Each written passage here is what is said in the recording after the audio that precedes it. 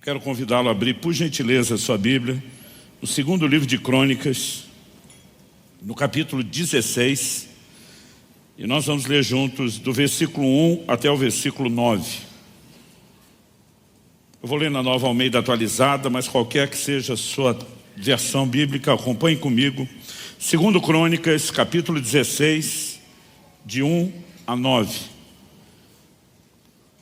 O texto sagrado diz: no 36º ano do reinado de Asa, Baasa, rei de Israel, invadiu Judá e começou a edificar a cidade de Ramá para impedir a entrada e a saída do território de Asa, rei de Judá. Então Asa tirou prata e ouro dos tesouros da casa do Senhor e dos tesouros do palácio real, e enviou servos a Ben-Hadad, rei da Síria, que morava em Damasco, dizendo: que haja uma aliança entre mim e você, como houve entre meu pai e o seu pai. Eis que estou lhe enviando prata e ouro. Vá e anule a sua aliança com Baasa, rei de Israel, para que ele se retire do meu território. Ben-Hadad deu ouvidos ao rei Asa, enviou os capitães dos seus exércitos contra as cidades de Israel. Eles conquistaram Ijon, Dan, Abel-Maim e todas as cidades armazéns de Naftali. Quando Baasa soube disso, deixou de edificar Ramá e não continuou sua obra. Então o rei Asa reuniu todo o povo de Judá e trouxeram de Ramá as pedras e a madeira que Baasa havia usado para edificá-la. Com elas Asa edificou Geba e Mispa. Naquele tempo, o vidente Anani foi falar com Asa, rei de Judá, e lhe disse: você confiou no rei da Síria e não confiou no Senhor seu Deus. E por isso o exército do rei da Síria escapou das suas mãos. Não é verdade que os etíopes e os líbios formavam um grande exército, com muitos carros de guerra e cavaleiros? Mas, porque você confiou no Senhor, Ele os entregou nas suas mãos. Porque quanto ao Senhor, os seus olhos passam por toda a terra, para dar força àqueles cujo coração é totalmente dele. Nisto, você cometeu uma loucura. Por isso, de agora em diante, haverá guerras contra você. Pai, nós oramos que a Tua palavra ilumine os olhos do nosso entendimento, alcance o íntimo do nosso coração, que ela venha carregada, ó Deus, de revelação, de compreensão espiritual, de aplicação prática, agindo de forma sobrenatural pelo Teu Espírito e cumprindo o propósito pelo qual o Senhor a libera. Nós clamamos que de fato haja dentro de cada um de nós aquela capacidade de percepção e análise que vai além daquilo que possa ser classificado como meramente natural. E desde já nós te damos glória, honra e louvor pela certeza do que o Senhor fará em nome de Jesus. Amém. Bom, eu quero tomar esse texto como nosso ponto de partida e fazer isso usando a lente, o prisma que o Novo Testamento nos dá para a leitura de episódios do Antigo Testamento como esse. Romanos capítulo 15, verso 4 diz: tudo quanto foi escrito para nosso ensino foi escrito, inclusive essa porção das Escrituras. Em 1 Coríntios 10, 11, Paulo falando da história dos israelitas registradas no Antigo Testamento, ele diz que essas coisas foram escritas para nossa advertência, para nosso exemplo. E quando diz para nosso exemplo, não importa se são bons exemplos ou maus exemplos, mas a Bíblia diz para nosso exemplo de quem são chegados os fins dos tempos.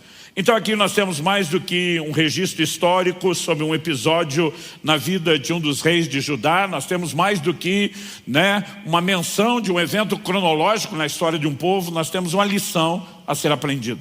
Ou, considerando o quão viva a palavra de Deus é, lições que podem ser extraídas de um mesmo texto, uma vez que a palavra de Deus, ela é o que nós podemos classificar aqui de inesgotável. Mas eu quero chamar a sua atenção para um elemento que eu diria ser o cerne, o centro da mensagem de hoje. A Bíblia nos mostra que o rei Asa foi confrontado por um profeta, chamado de vidente, porque os profetas tinham visões. Essa era a maneira como Deus falava com eles. Números 12, 6, o próprio Deus diz assim: se há profeta no meio de vocês, eu me revelo a ele por meio de sonhos, visões e enigmas. Então, esse homem, Anani, vem confrontar o rei Asa, dizendo: olha, lá atrás, quando você confiou no Senhor, você viu uma intervenção, mas agora, por que é que você escolheu confiar no rei da Síria em vez de confiar em Deus? Ele não apenas o questiona pela escolha feita, ele anuncia quais seriam as consequências e uma distinção que eu e você podemos fazer, olhando para a vida do rei Asa, é que É diferente você olhar para alguém que nunca confiou em Deus, e ele nunca teve experiência nenhuma com a fé. A outra é você olhar para alguém que confiou, viu resultados concretos, inquestionáveis, e agora deixa de confiar em Deus. E basicamente essa é a essência da história aqui narrada, e eu e você de fato precisamos atentar para isso. O versículo 7 que lemos tem o confronto. Você confiou no rei da Síria e não confiou no Senhor seu Deus. Lá atrás, no verso 8, quando ele menciona o episódio, que depois nós vamos olhar com um pouquinho mais detalhes, a menção dita é porque você confiou no Senhor. Então, basicamente o questionamento era, você já confiou, você já viu os resultados disso, por que é que deixou de confiar? O tema da minha mensagem hoje é não perca a confiança. E se não for pedir muito de você, eu gostaria que você falasse isso para um ou dois vizinhos aí ao lado, de preferência dois, para não parecer que você está fazendo acepção de pessoas. Fala para ele, não perca a confiança. Mesmo se você não conhece, sorri, faz cara de paisagem, fala aí para o outro, não perca a confiança. Para que a gente possa entender um pouco melhor essa mensagem bíblica, eu quero começar, em primeiro lugar, construindo o pano de fundo, o que eu vou chamar aqui de o histórico de Asa. Nos dias de Roboão, que era filho de Salomão, portanto neto de Davi, nós temos o início de uma nova fase na narrativa da história dos descendentes de Israel, que é o período chamado ou classificado como reino dividido. Apenas duas tribos ficam debaixo do governo da linhagem de Davi, que é a tribo de Judá, a qual o próprio Davi pertencia, e Benjamim, os seus vizinhos mais próximos. As outras 10 tribos, das 12 que compunham a nação de Israel, elas se dividem, elas se unem e elas formam um novo reino. Passa a ser chamado de o reino de Israel, né? Reino de Judá e reino de Israel. O que antes era só Israel, agora se subdivide em dois, né? Muitas vezes a maneira de se referir ao reino de Israel, aquele que tinha o maior volume de tribos, era o reino do norte. E a forma de se referir a Judá, o reino do sul. Se a partir desse momento na narrativa bíblica você não atentar para isso, muitas vezes você pode confundir o que está acontecendo. Aqui nós temos um momento específico, onde a nação de Israel, das 10 tribos, está em guerra com a nação de Judá, as outras duas tribos. O que antes era um só povo, agora um reino dividido, eles estão em guerra. Isso acontece durante o governo, durante o reinado de Asa, que toma uma decisão. Eu preciso resolver o meu problema. E na perspectiva humana, nós podemos dizer que ele foi de um poder de gestão incrível, de uma sabedoria fantástica, porque ele simplesmente levanta todo o fundo, usando os recursos não só do palácio, mas os tesouros que estavam na casa de Deus, normalmente tesouros que reis anteriores haviam conquistado em batalhas e haviam dedicado e consagrado ao Senhor. E ele manda tudo isso como uma oferta, como um pagamento a Ben-Hadad, rei da Síria, dizendo, rompa a sua aliança com o rei de Israel, alie-se a mim e una-se a mim contra ele. E a Bíblia diz que foi isso que aconteceu.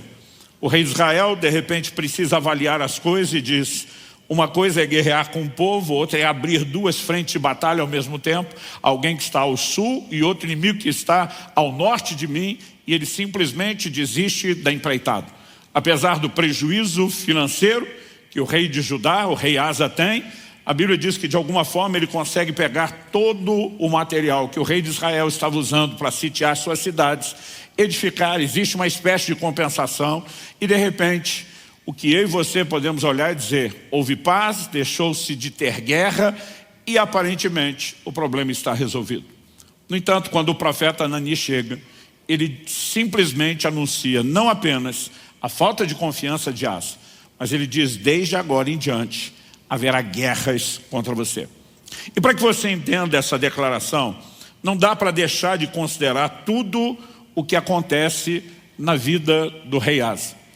Ele assume o seu trono, né, o reinado, o governo, e a Bíblia nos mostra, daqui a pouco a gente pode olhar para isso com um pouquinho mais de detalhes, que ele fica praticamente uma década em paz, sem ter nenhum problema.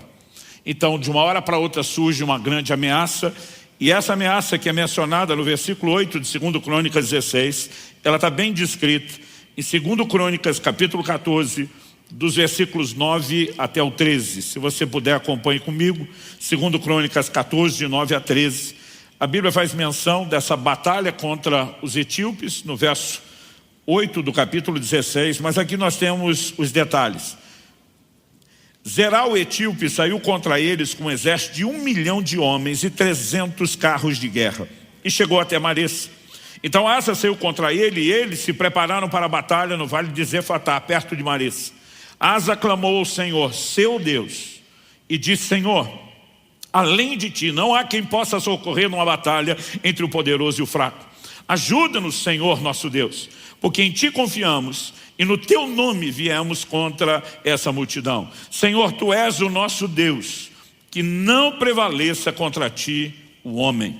Então o texto diz: o Senhor derrotou os etíopes diante de Asa e diante de Judá, e eles fugiram. Asa e o povo que estava com eles perseguiram até Gerá, e os etíopes foram mortos sem restar nenhum sequer, porque foram destroçados diante do Senhor e diante do seu exército, e eles levaram dali muitos despojos.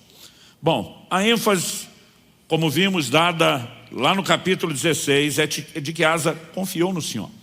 E aqui no verso 11, nós temos a declaração, no verso 11 do capítulo 14, dele declarando: ajuda-nos, Senhor nosso Deus, porque em ti confiamos.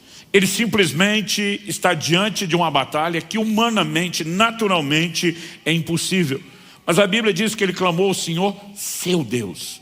Não é apenas o Deus da nação, era o Deus pessoal de Asa, aquele com o qual ele tinha um relacionamento pessoal. E ele declara: não há ninguém que possa interferir numa batalha entre o poderoso, e ele está classificando os etíopes com esse adjetivo, o exército poderoso, e o fraco. E aqui a classificação para o seu próprio exército é a do fraco.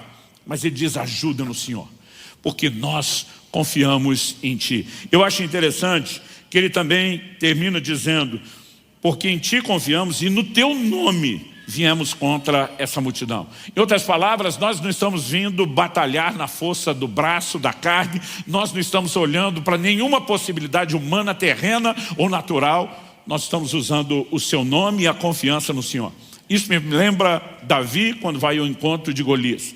Enquanto os homens de batalha, experientes do exército de Israel, nenhum deles tinha coragem de enfrentar Golias. Nem Saul, rei, que era o maior, falando em termos de estatura, ainda que menor que Golias, aquele que talvez humanamente tivesse uma possibilidade de se sair melhor naquele tipo de combate corporal. Enquanto ninguém queria, Davi simplesmente surge e diz: eu vou enfrentar. A turma olha para ele e diz: você não tem experiência de guerra. Tentaram oferecer uma armadura e diz: esse negócio não funciona, eu não estou habituado. Mas Davi diz: assim como Deus já me livrou do urso e do leão, ele vai me livrar do gigante. Interessante quando ele fala que Deus o livrou do urso e do leão, ele não está dizendo que ele fugiu do urso e do leão, e que precisou, como livramento divino, achar um lugar escondido, apertado, onde as feras não entrassem. Ele vai descrever uma história onde ele partiu para cima do urso e do leão. Ele vai descrever como, na condição de pastor, ele foi arrancar a ovelha da boca dos predadores, e ele menciona, num desses casos, agarrando o bicho pela barba para matá-lo. Ele parte para cima e ele diz: quer saber, não vai ser diferente com Golias. Não só Deus vai me entregar, mas eu vou para cima. E ele vai enfrentar o homem.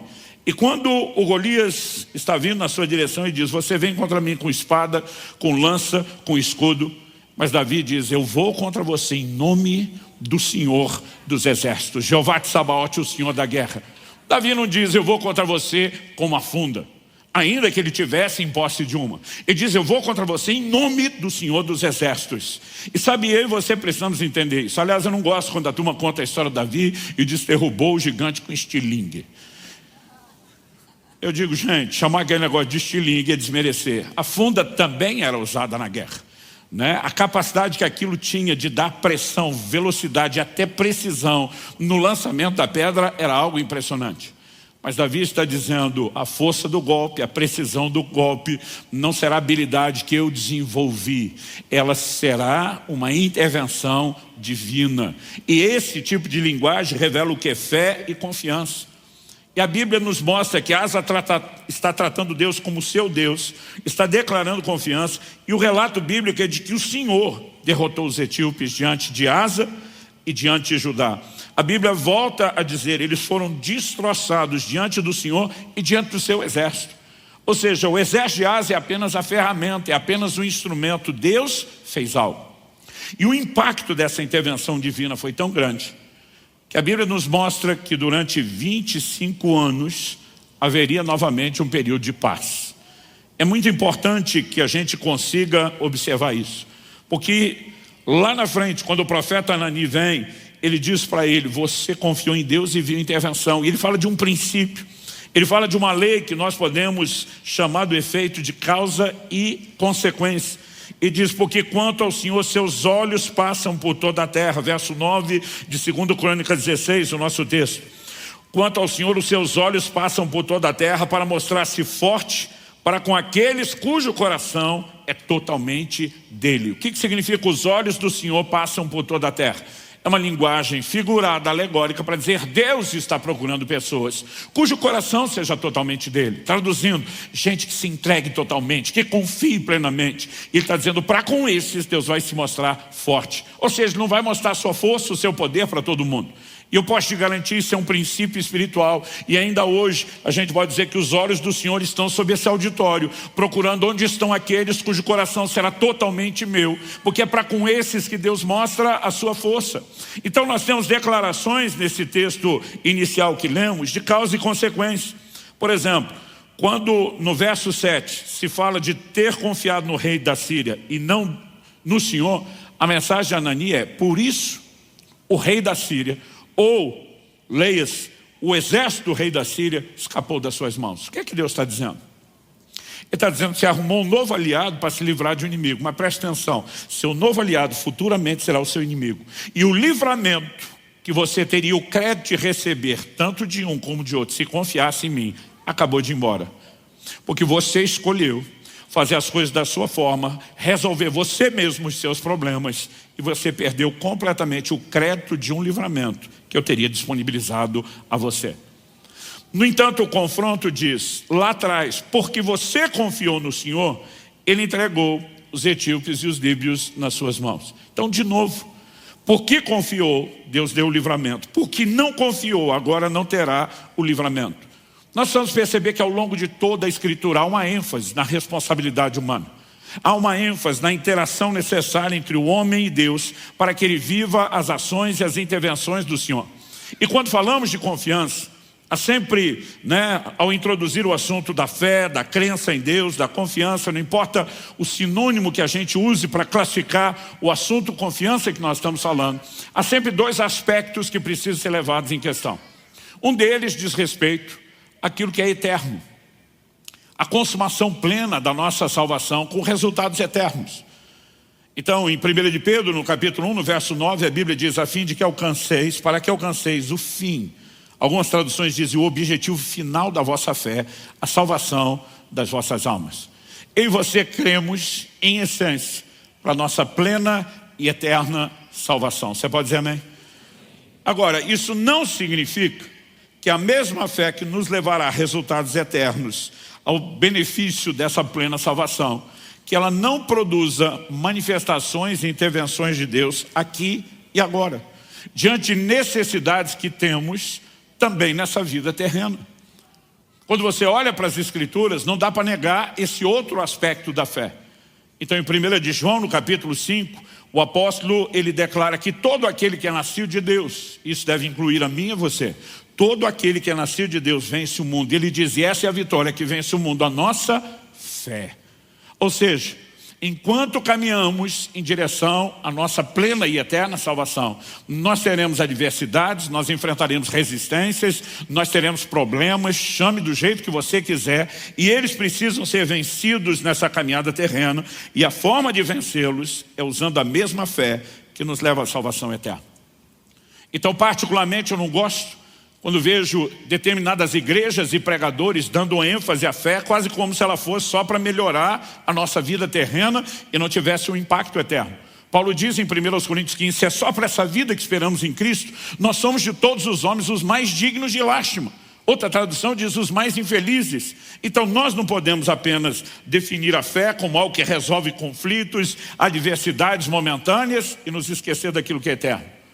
Mas aí nós temos outro grupo, às vezes zeloso de não perder a essência da mensagem da fé e do seu objetivo de plena e eterna salvação. E eles parecem também fazer uma outra dicotomia, uma outra divisão e sinalizar que a fé só vai ter resultado eterno e que não há intervenções a serem vividas agora. E a gente não pode olhar para isso e concordar e dizer que apenas a gente simplesmente se sujeita a tudo aquilo que se levantar, que não há como confiar em Deus para nenhuma intervenção aqui, porque nós só estamos esperando uma salvação eterna. Essa mensagem também não é bíblica. É lógico, se formos comparar os dois aspectos, aquilo que é eterno tem mais peso do que aquilo que é passageiro. O apóstolo Paulo ilustra isso escrevendo a Timóteo. Ele diz, o exercício físico tem pouco proveito, mas a piedade para tudo é proveitosa. Ele não está dizendo que o exercício não tinha proveito, mas ele diz tem pouco proveito, mas a piedade para tudo é proveitosa. Por quê? Ele diz tem a promessa dessa vida e da que há de vir. Traduzindo, o exercício melhora a sua qualidade de vida aqui e só, não produz resultados eternos. A piedade abençoa você aqui e produz resultados eternos. Ele não está falando para escolher entre um e outro. Ele mostra que você pode usar os dois, mas obviamente ele está dizendo existe algo que tem um peso maior, porque suas consequências são eternas. Quando falamos desses dois aspectos da fé, nós não estamos falando de fés diferentes. É a mesma fé, no mesmo Deus, fundamentado na mesma palavra e promessas, e que tem áreas de atuação que são complementares, não são divergentes. Então eu e você ao longo da caminhada teremos adversidades, teremos circunstâncias difíceis e precisamos aprender a confiar no Senhor se queremos ver o sobrenatural de Deus, se queremos ver manifestações do poder de Deus e suas intervenções milagrosas. Mas não podemos limitar a fé a isso e ignorar aquilo que é eterno. Mas considerar o que é eterno não precisa significar ignorar o mover de Deus enquanto caminhamos. Com essa visão clara de que a fé, a confiança é abrangente, eu e você precisamos entender o quê? Que a confiança, e essa é a história de Asa, a confiança pode ser perdida. E é algo que eu quero repetir aqui algumas vezes, pior do que nunca ter confiado em Deus. É ter confiado, ter visto o resultado e de repente comprometer, perder essa confiança que já demonstrou ser funcional. Então, olhando para a vida de Asa, a gente percebe como ele começa. Segundo Crônicas, capítulo 14, verso 1, diz assim, Abias morreu e eles o sepultaram na cidade de Davi. E Asa, seu filho, reinou em seu lugar. Nos dias dele, a terra esteve em paz durante 10 anos. Os primeiros 10 anos do reinado de Asa, tranquilidade, nenhuma guerra, nenhuma batalha. Então surge essa situação da qual nós já lemos, onde os etíopes se levantam com um exército que seria impossível de vencer, não houvesse aquela intervenção de Deus. Depois da vitória contra os etíopes, a Bíblia fala de mais 25 anos de paz. Segundo Crônicas 15, 19, diz, não houve guerra até o 35º ano do reinado de Asa. Então, Asa assume o trono, 10 anos de paz. A batalha contra os etíopes, com o livramento de Deus. E agora, isso significa que nós estamos no ano 10º. Até o ano 35º, nós temos 25 anos de paz.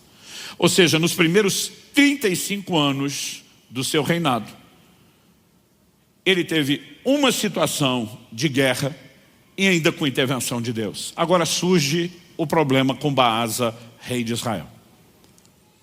E é nesse momento que surge o problema com Baasa, que nós vemos ele simplesmente não consultando a Deus, não buscando ao Senhor, não orando, né? Ele simplesmente age como quem está comunicando a seguinte mensagem: eu me resolvo, eu me garanto, eu dou meus pulos, eu consigo sair dessa. Quase como quem diz para Deus, dessa vez eu não preciso de você. E é evidente que ele perdeu a sua confiança, em primeiro lugar, pela própria mensagem do profeta que está dizendo antes, você confiou e viu o livramento. Agora você escolheu não confiar e os resultados estão aí, porque só se vê a força e o poder de Deus quando o nosso coração é totalmente dele. Mas há outros relatos que mostram que esse homem perdeu a confiança. A gente leu do verso 1 ao 9 de 2 Crônicas 16 e o verso 10 nos mostra qual foi a atitude de Asa com o profeta Anani. A Bíblia diz, porém, Asa se indignou contra o profeta e o lançou na prisão, porque estava enfurecido contra ele por causa disso. Na mesma ocasião, Asa oprimiu alguns do povo. Então a questão não é ser confrontado. A questão é o que você faz com o confronto. É lógico que esses monarcas soberanos, né, eles, pelo nível de poder que tinham, muitas vezes o ego se tornava um tanto quanto exacerbado. Mas você olha para Davi, por exemplo, depois de ter pecado. Quando Natã o visita e coloca o dedo na ferida, qual foi a reação de Davi? O Salmo 51, que Davi compõe como arrependimento do seu pecado. Ele declara a Deus: contra ti, e contra ti somente, eu pequei. O que nós vemos é um homem que se quebranta, é um homem que se arrepende, que vai trilhar um caminho de restauração. No entanto, a atitude de Asa não foi dizer: eu errei.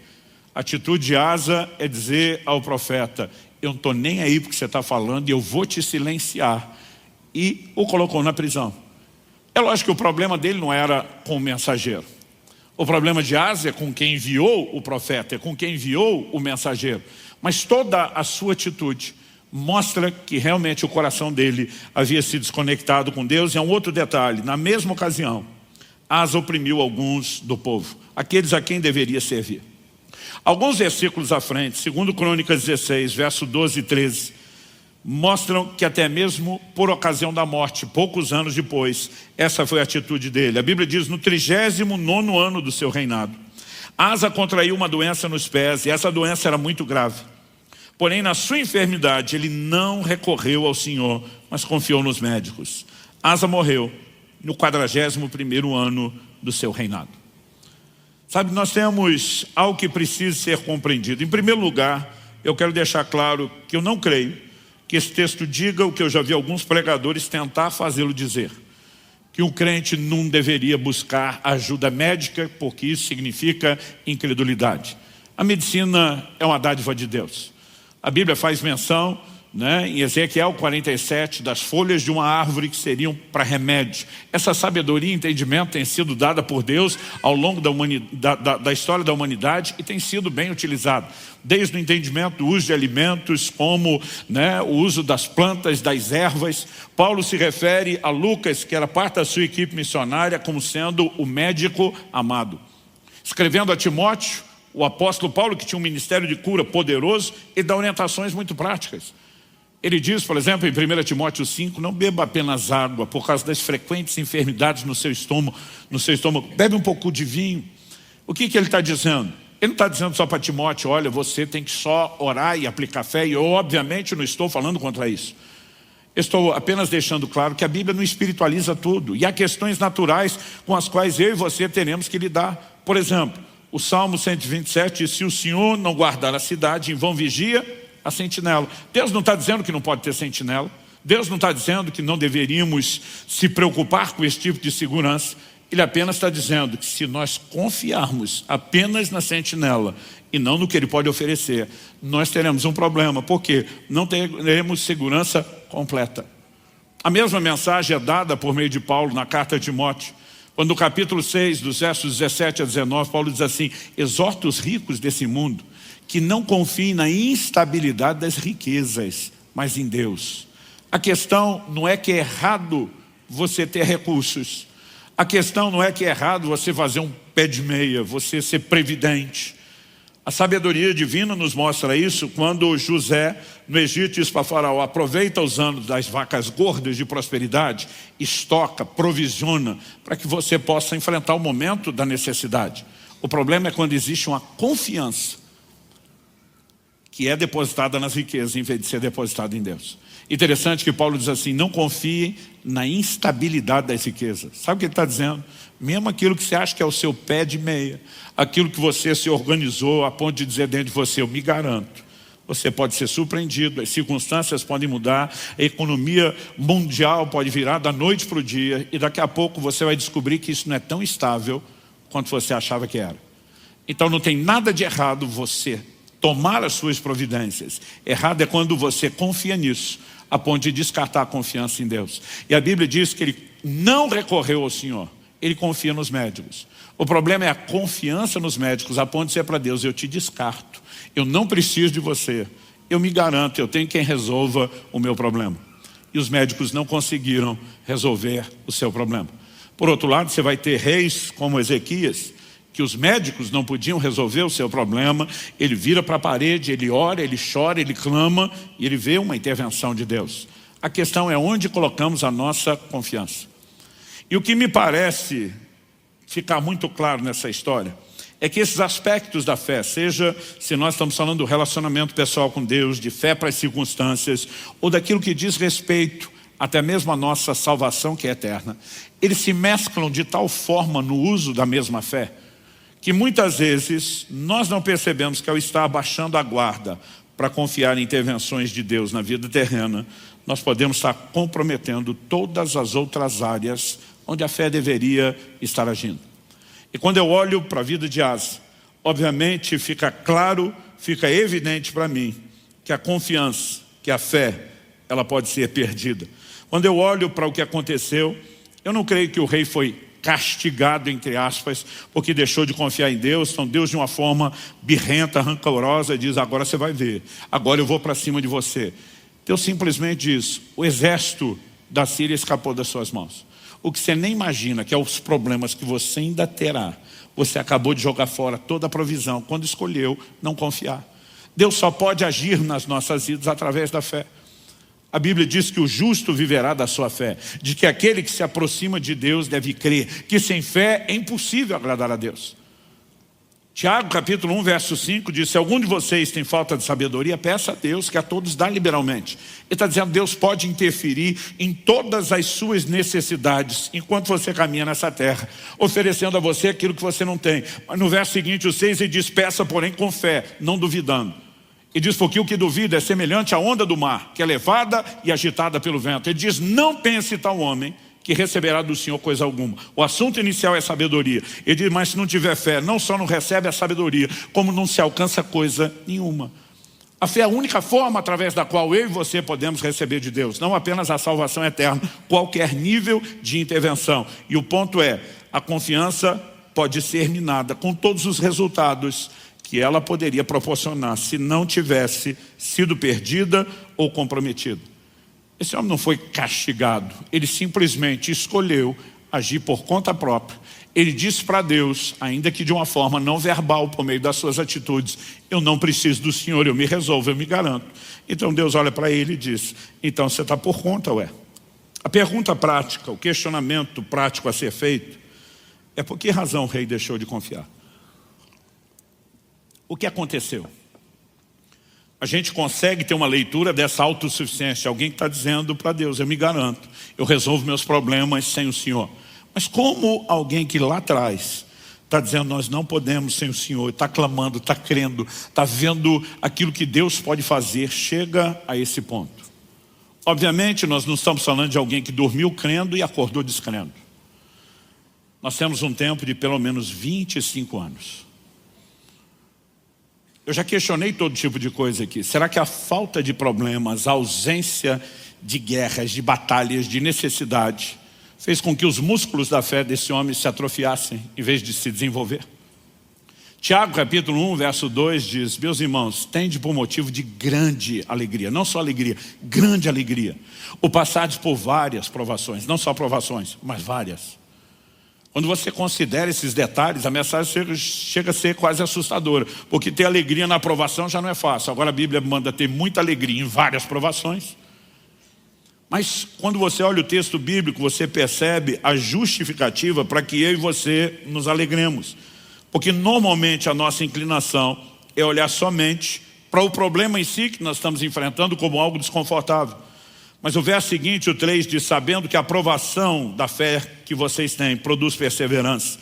Ora, a perseverança deve ter ação completa, para que vocês sejam perfeitos e íntegros, sem que lhes falte nada. Ele está dizendo: enquanto você está pensando em evitar o desconforto de adversidades, você não percebe que poderia estar comprometendo o seu crescimento. Mas há muitas coisas que precisam ser consideradas.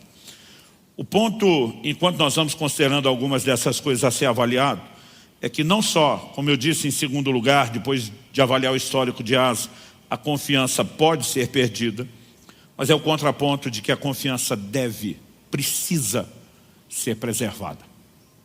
Então ela pode ser perdida no sentido hipotético, potencial, probabilidade, mas ela deve ser preservada no sentido de um claro policiamento, e essa é uma advertência que a palavra de Deus faz para mim e para você. Hebreus capítulo 10, verso 35 diz: portanto, não percam a confiança de vocês, porque ela tem grande recompensa. Sabe que você poderia repetir esse versículo comigo? Mas antes de pedir para você repetir, já vou pedir, aumenta um pouquinho o volume, antes de você falar, para eu não ter que pedir 2 vezes. Vamos falar isso com vontade, tá bom? Diga comigo, não percam a confiança de vocês, porque ela tem grande recompensa. Só mais uma vez, não percam a confiança, porque ela tem grande recompensa. Agora, por que a Bíblia traria uma advertência? Não estamos falando de um caso único, exclusivo, nem isolado. Isso é recorrente nas Escrituras. Porque a Bíblia falaria sobre não perder a confiança se não fosse possível que isso acontecesse. É evidente que há um risco, que há uma probabilidade, mas eu e você somos responsabilizados a zelar para que isso não aconteça, a proteger a nossa fé e confiança de maneira a não perdê-la. Então o verso 36 a 39, nós lemos o 35 de Hebreus 10, segue dizendo, vocês precisam perseverar, para que havendo feito a vontade de Deus, alcancem a promessa. O que é perseverar? Eu fiz a vontade de Deus, eu já vi intervenções da parte de Deus, Asa também. Mas se não perseverar na mesma confiança, você pode não alcançar no final aquilo que Deus tem, ainda que tenha alcançado no início da jornada, no início da caminhada. O texto segue dizendo, porque ainda dentro de pouco tempo aquele que vem virá e não irá demorar, mas o meu justo viverá pela fé. Uma referência a Abacuque 2,4. E se retroceder, dele a minha alma não se agradará. Significa que alguém pode retroceder na fé? Claro que sim. Essa é a classificação, o adjetivo dado a quem perde a confiança. E se retroceder, dele a minha alma não se agradará. E o texto termina no 39, nós porém não somos dos que retrocedem para a perdição, mas somos da fé para a preservação da alma. Agora vamos pensar junto. Será que é possível que aquela mesma fé aplicada no mesmo Deus, seja para circunstâncias terrenas ou para o resultado eterno, mas é a mesma fé, aspectos diferentes. Será que é possível que ela seja comprometida num aspecto, sem que seja no outro? Será que nós vamos imaginar que perder a confiança é só um problema para não ver milagre aqui na terra, mas que isso jamais afetaria o curso da nossa salvação? Eu não posso aceitar isso. Porque o texto fala daqueles que retrocedem, e eles não retrocedem apenas na quantidade de intervenções divinas aqui na terra. A Bíblia diz que estão retrocedendo para a perdição. Mas quando você preserva a confiança para ela não ser perdida, isso garante o quê? A preservação da sua alma. Então é evidente que quando falamos de guardar fé e confiança, não é só para questões terrenas, é a mesma fé que deve nos levar para resultados eternos. E aí realmente me incomoda e me aborrece profundamente quando eu vejo pregadores, escolas teológicas, eu não estou colocando em xeque se são ou não são homem de Deus, se são ou não são abençoados, se são ou não ministérios úteis e importantes. Mas quando eu percebo que nessa área eles insistem em dizer não existe o menor risco de que alguém perca a salvação e oferecem um falso senso de segurança. Porque a Bíblia diz que a salvação é pela fé. Efésios capítulo 2, verso 8. Pela graça sois salvos mediante a fé. Agora a Bíblia diz que a fé pode ser perdida.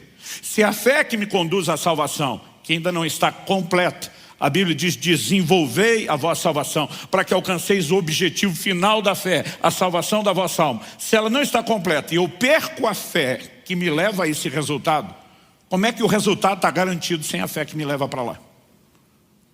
O apóstolo Paulo diz em 1 Timóteo capítulo 1, verso 19, que alguns vieram a naufragar na fé. Já usei esse exemplo aqui várias vezes e vou seguir insistindo na mesma metodologia de Paulo quando escreve aos Filipenses e diz, eu não me canso de repetir as mesmas coisas. O que é a ideia do naufrágio? Alguém entra numa embarcação, num navio atracado num porto para fazer uma jornada. Qual o propósito da jornada, da viagem? Levá-lo a um lugar, a um destino. Então lá o navio vai aportar e quando estiver atracado em segurança, aqueles que embarcaram descem no destino final. A Bíblia compara a nossa jornada rumo ao alvo. Aquilo que Paulo diz em Filipenses, né? Eu prossigo para o alvo. O que é o alvo? O prêmio da soberana vocação de Deus em Cristo Jesus. Compare isso com a jornada da fé.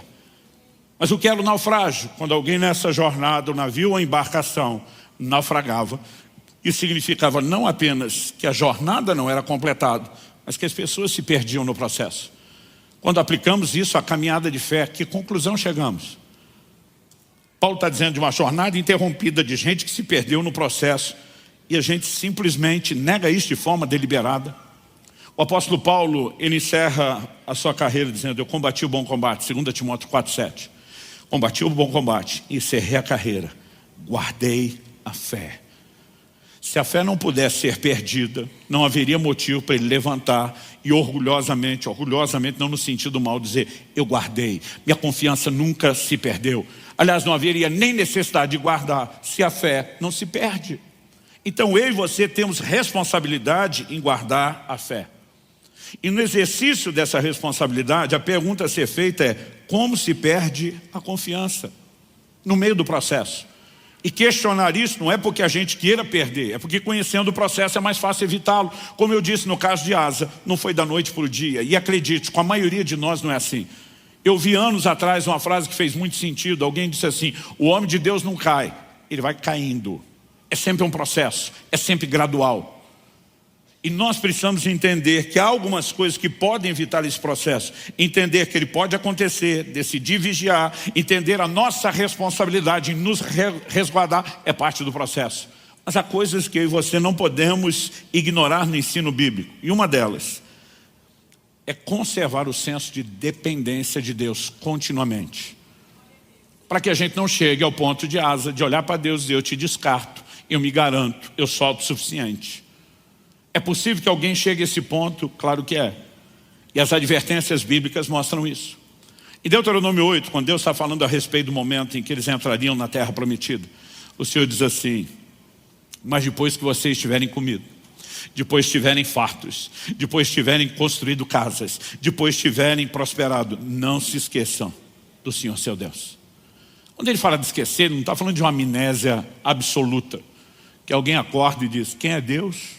Não lembro desse ser e dessa criatura. Não é isso.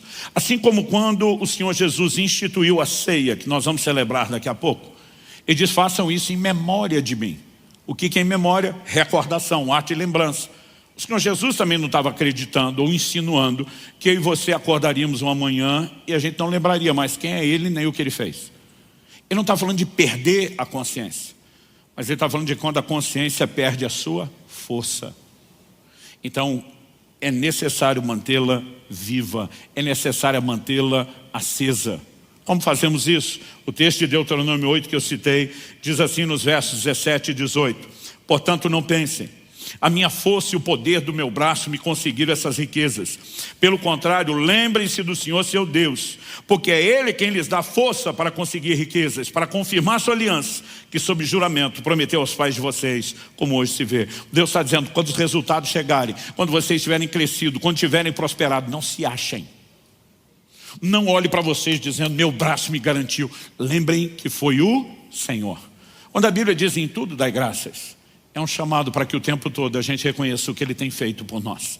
Em João 15,5, Jesus disse: sem mim nada podeis fazer. Paulo, em 1 Coríntios 15:10, faz uma afirmação ousada. Alguns classificariam de abusada. Ele diz: eu trabalhei mais do que todos os apóstolos. Depois de fazer isso, ele diz: não eu, mas a graça de Deus comigo. O que ele está dizendo? Posso ter tido resultado, mas não vou cair no engano de achar que eu sou o cara. Os recursos vieram dele, a força veio dele, o poder de realização era dele. E a Bíblia nos mostra com clareza, Paulo sinaliza isso em 1 Coríntios 1, para que no final das contas ninguém se glorie diante do Senhor. Nenhum de nós no final vai poder, no dia da prestação de contas, dizer para Deus: pois é, até o Senhor sabe que eu sou o cara. Porque isso não é verdade. E Deus está dizendo: lembre disso. Então eu e você precisamos cultivar uma mentalidade de dependência, porque o processo, que é gradual, ele pode acontecer de uma forma tão lenta, tão paulatina, que eu e você nem nos damos conta. Me permita dar um exemplo de algo que Deus me corrigiu há muitos anos atrás. Em dezembro desse ano, estou completando 30 anos de ministério pastoral. Comecei a pregar a palavra de Deus há alguns anos, então antes disso, são mais de 3 décadas servindo a Deus. Eu me lembro de anos atrás, um dia que o Senhor me confrontou a respeito de uma mudança no meu comportamento. Ele me perguntou: por que é que você não ora mais como orava no início?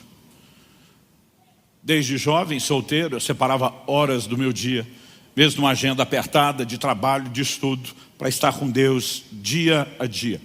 Raramente iria ministrar em qualquer lugar sem ter investido um bom tempo de oração, de jejum, buscando a Deus. Mas agora o Senhor me cobra e diz: por que você não ora como orava antes? Eu falei: Deus, eu era solteiro, não tinha mulher, não tinha filhos, não tinha igreja para pastorear, quase como quem diz, o Senhor mesmo me encheu de tanta atividade que agora não sobra tempo para orar como eu orava antes. Isso não significa que eu não orava, mas eu não orava como orava antes. Não era o mesmo ritmo, não era a mesma intensidade, não era, o mesmo tempo despendido diante do Senhor. E quando eu estou dizendo aquilo, e realmente acreditava naquilo, porque ninguém acha que consegue enganar o Deus que sabe todas as coisas. Quando eu respondi isso, o Senhor me falou: não, essa é a desculpa na qual você resolveu acreditar e dessa forma não enxergar o que está acontecendo. Ele me disse: a razão pela qual você orava muito mais no início era por um senso de incapacidade, o que gerava em você um senso de dependência. Era sempre um desespero dentro de você: eu não consigo fazer isso, a menos que Deus o faça. Então, todo o tempo gasto em oração era um clamor para que você visse a minha manifestação. Mas o Senhor diz: à medida que o tempo foi passando, você começou a sentir que era bom naquilo que fazia, que agora você tinha pegado o jeito, que agora você tinha o traquejo da coisa. E sem que você percebesse, você passou a me colocar de fora. E o ponto é que Deus não apenas falou, Ele abriu meus olhos. Eu enxerguei aquilo com tanta clareza. Não havia nada, absolutamente nada que eu pudesse falar para retrucar aquilo. Eu simplesmente percebo que eu estou enganando a mim mesmo. E é por isso que a Bíblia às vezes fala de pessoas como Pedro, quando o galo canta, como o filho pródigo, que caíram em si, porque estavam fora de si. E essa é a hora que a sua atitude determina como as coisas se conduzirão. Você vai ficar revoltadinho, estilo asa, e brigar com Deus que está falando, ou você vai à semelhança de Davi e dizer: eu me arrependo e eu conserto. A gente tem uma leitura equivocada, que ela é exacerbada dentro da cultura latina, eu diria. Quanto mais eu viajo e conheço povos e culturas, mais evidente isso fica para mim dentro da cultura latina. Nós temos uma dificuldade enorme com o confronto, porque a gente lê o confronto como se fosse uma reprovação de quem somos, não de algo que fizemos. Então, mesmo quando Deus chama atenção, porque nos ama e quer o melhor de nós, é como se a gente já visse naquilo um selo de desaprovação, existe uma reação emocional, a gente se fecha e a gente bagunça as coisas. É por isso que no livro do Apocalipse você vê o Senhor dizendo com toda clareza: tens a teu favor isso, isso e isso. Ou seja, eu não te desaprovo quanto pessoa, eu estou aprovando você, mas tem um comportamento que precisa ser arrumado, que também não muda a minha capacidade. O Senhor precisa vir, como a gente diria, pisando em ovos, para não criar uma resposta errada. Naquele dia eu chorei e chorei muito. Eu passei a orar e clamar a Deus com insistência: não me deixe entrar nesse processo gradual de autossuficiência, de te excluir do processo. Me ajude. Mas ao mesmo tempo em que eu dizia: me ajude, o Senhor diz: há formas de você se ajudar. E uma delas é cultivar gratidão por tudo que Deus tem feito. É o tempo todo reconhecer aquilo que você não pode sozinho. É você continuar crendo e clamando para novas intervenções. Lembrando, esse tem sempre sido o meu histórico dependência de Deus. A fé, ela não apenas pode, ela precisa ser preservada. E a minha mensagem para você hoje é: não perca a sua confiança. Me parecia às vezes que Deus cobrou quase que demasiadamente a Asa, mas como foi dito em Lucas 12:48, aquele a quem muito foi dado, muito lhe será exigido. Quanto mais nós vemos e experimentamos o que Deus tem, maior será o nível de cobrança. E Asa viu o que Deus podia fazer. Ele não tinha o menor direito de escolher parar de confiar. Eu vou repetir mais uma vez o que eu anunciei e ficaria repetindo: pior do que nunca ter confiado em Deus é alguém tê-lo feito, provado resultados, então abandonar a confiança.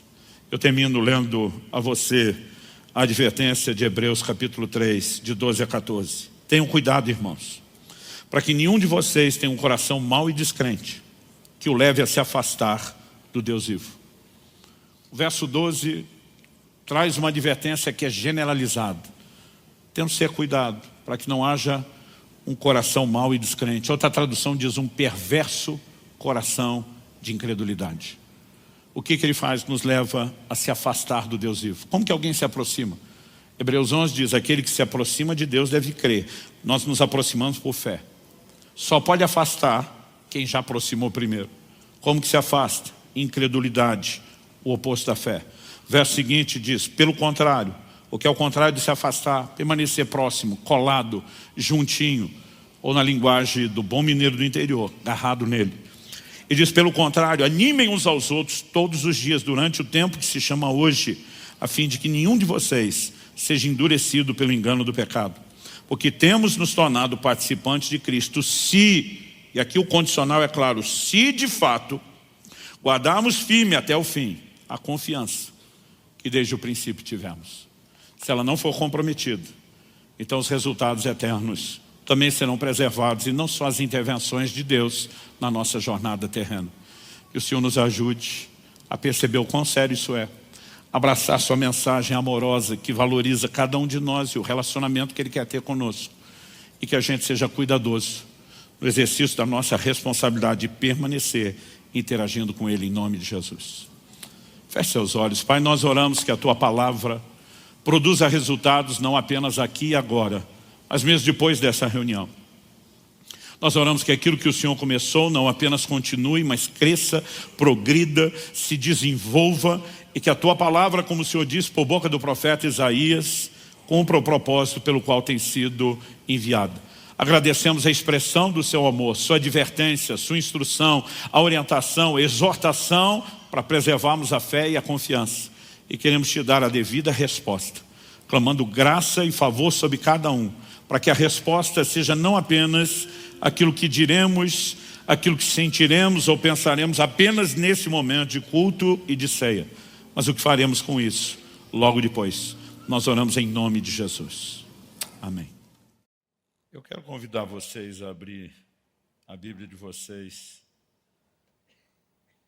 na segunda epístola de Pedro, no capítulo 3.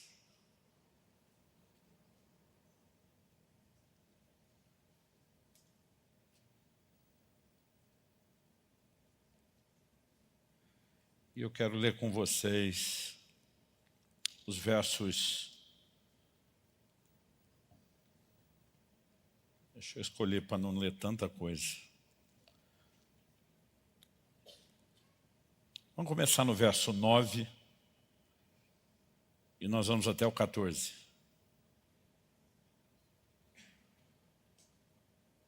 O texto sagrado diz assim: o Senhor não retarda a sua promessa, ainda que alguns a julguem demorada. Pelo contrário, Ele é paciente com vocês, não querendo que ninguém pereça, mas que todos cheguem ao arrependimento. Porém, o dia do Senhor virá como um ladrão. Naquele dia os céus passarão com grande estrondo e os elementos se desfarão pelo fogo. Também a terra e as obras que nela existem desaparecerão. Uma vez que tudo será assim desfeito, vocês devem ser pessoas que vivem de maneira santa e piedosa, esperando e apressando a vinda do dia de Deus. Por causa desse dia, os céus incendiados serão desfeitos e os elementos se derreterão pelo calor. Nós, porém, segundo a promessa de Deus, esperamos novos céus e nova terra, nos quais habita a justiça. Verso 14, por essa razão, amados, esperando essas coisas, esforcem-se para que Deus os encontre sem mácula, sem culpa e em paz. Pai, pedimos graça e favor do alto, pedimos que o Teu Espírito não apenas abra a nossa capacidade de entendimento, nos levando além daquilo que é natural, racional, humano, para aquele lugar de perspectiva e entendimento espiritual, mas nós oramos que a Tua palavra trabalhe em nós, que ela produza resposta de fé, que ela produza entendimento e alinhamento prático e que ela de fato possa produzir na nossa vida aquilo que o Senhor tem planejado, desejado realizar em cada um de nós. Nós oramos por isso e Te agradecemos desde já, certos de que o Senhor fará algo, em nome de Jesus. Bom, O apóstolo Pedro está falando a respeito de uma promessa que nós temos. Essa promessa é sustentada desde o Antigo Testamento, né? E quando ele diz, nós, porém, segundo a promessa de Deus, esperamos novos céus e nova terra, ele está fazendo uma referência a Isaías 65:17. Pois eis que eu crio novos céus e nova terra, e não haverá lembrança das coisas passadas, jamais haverá memória delas.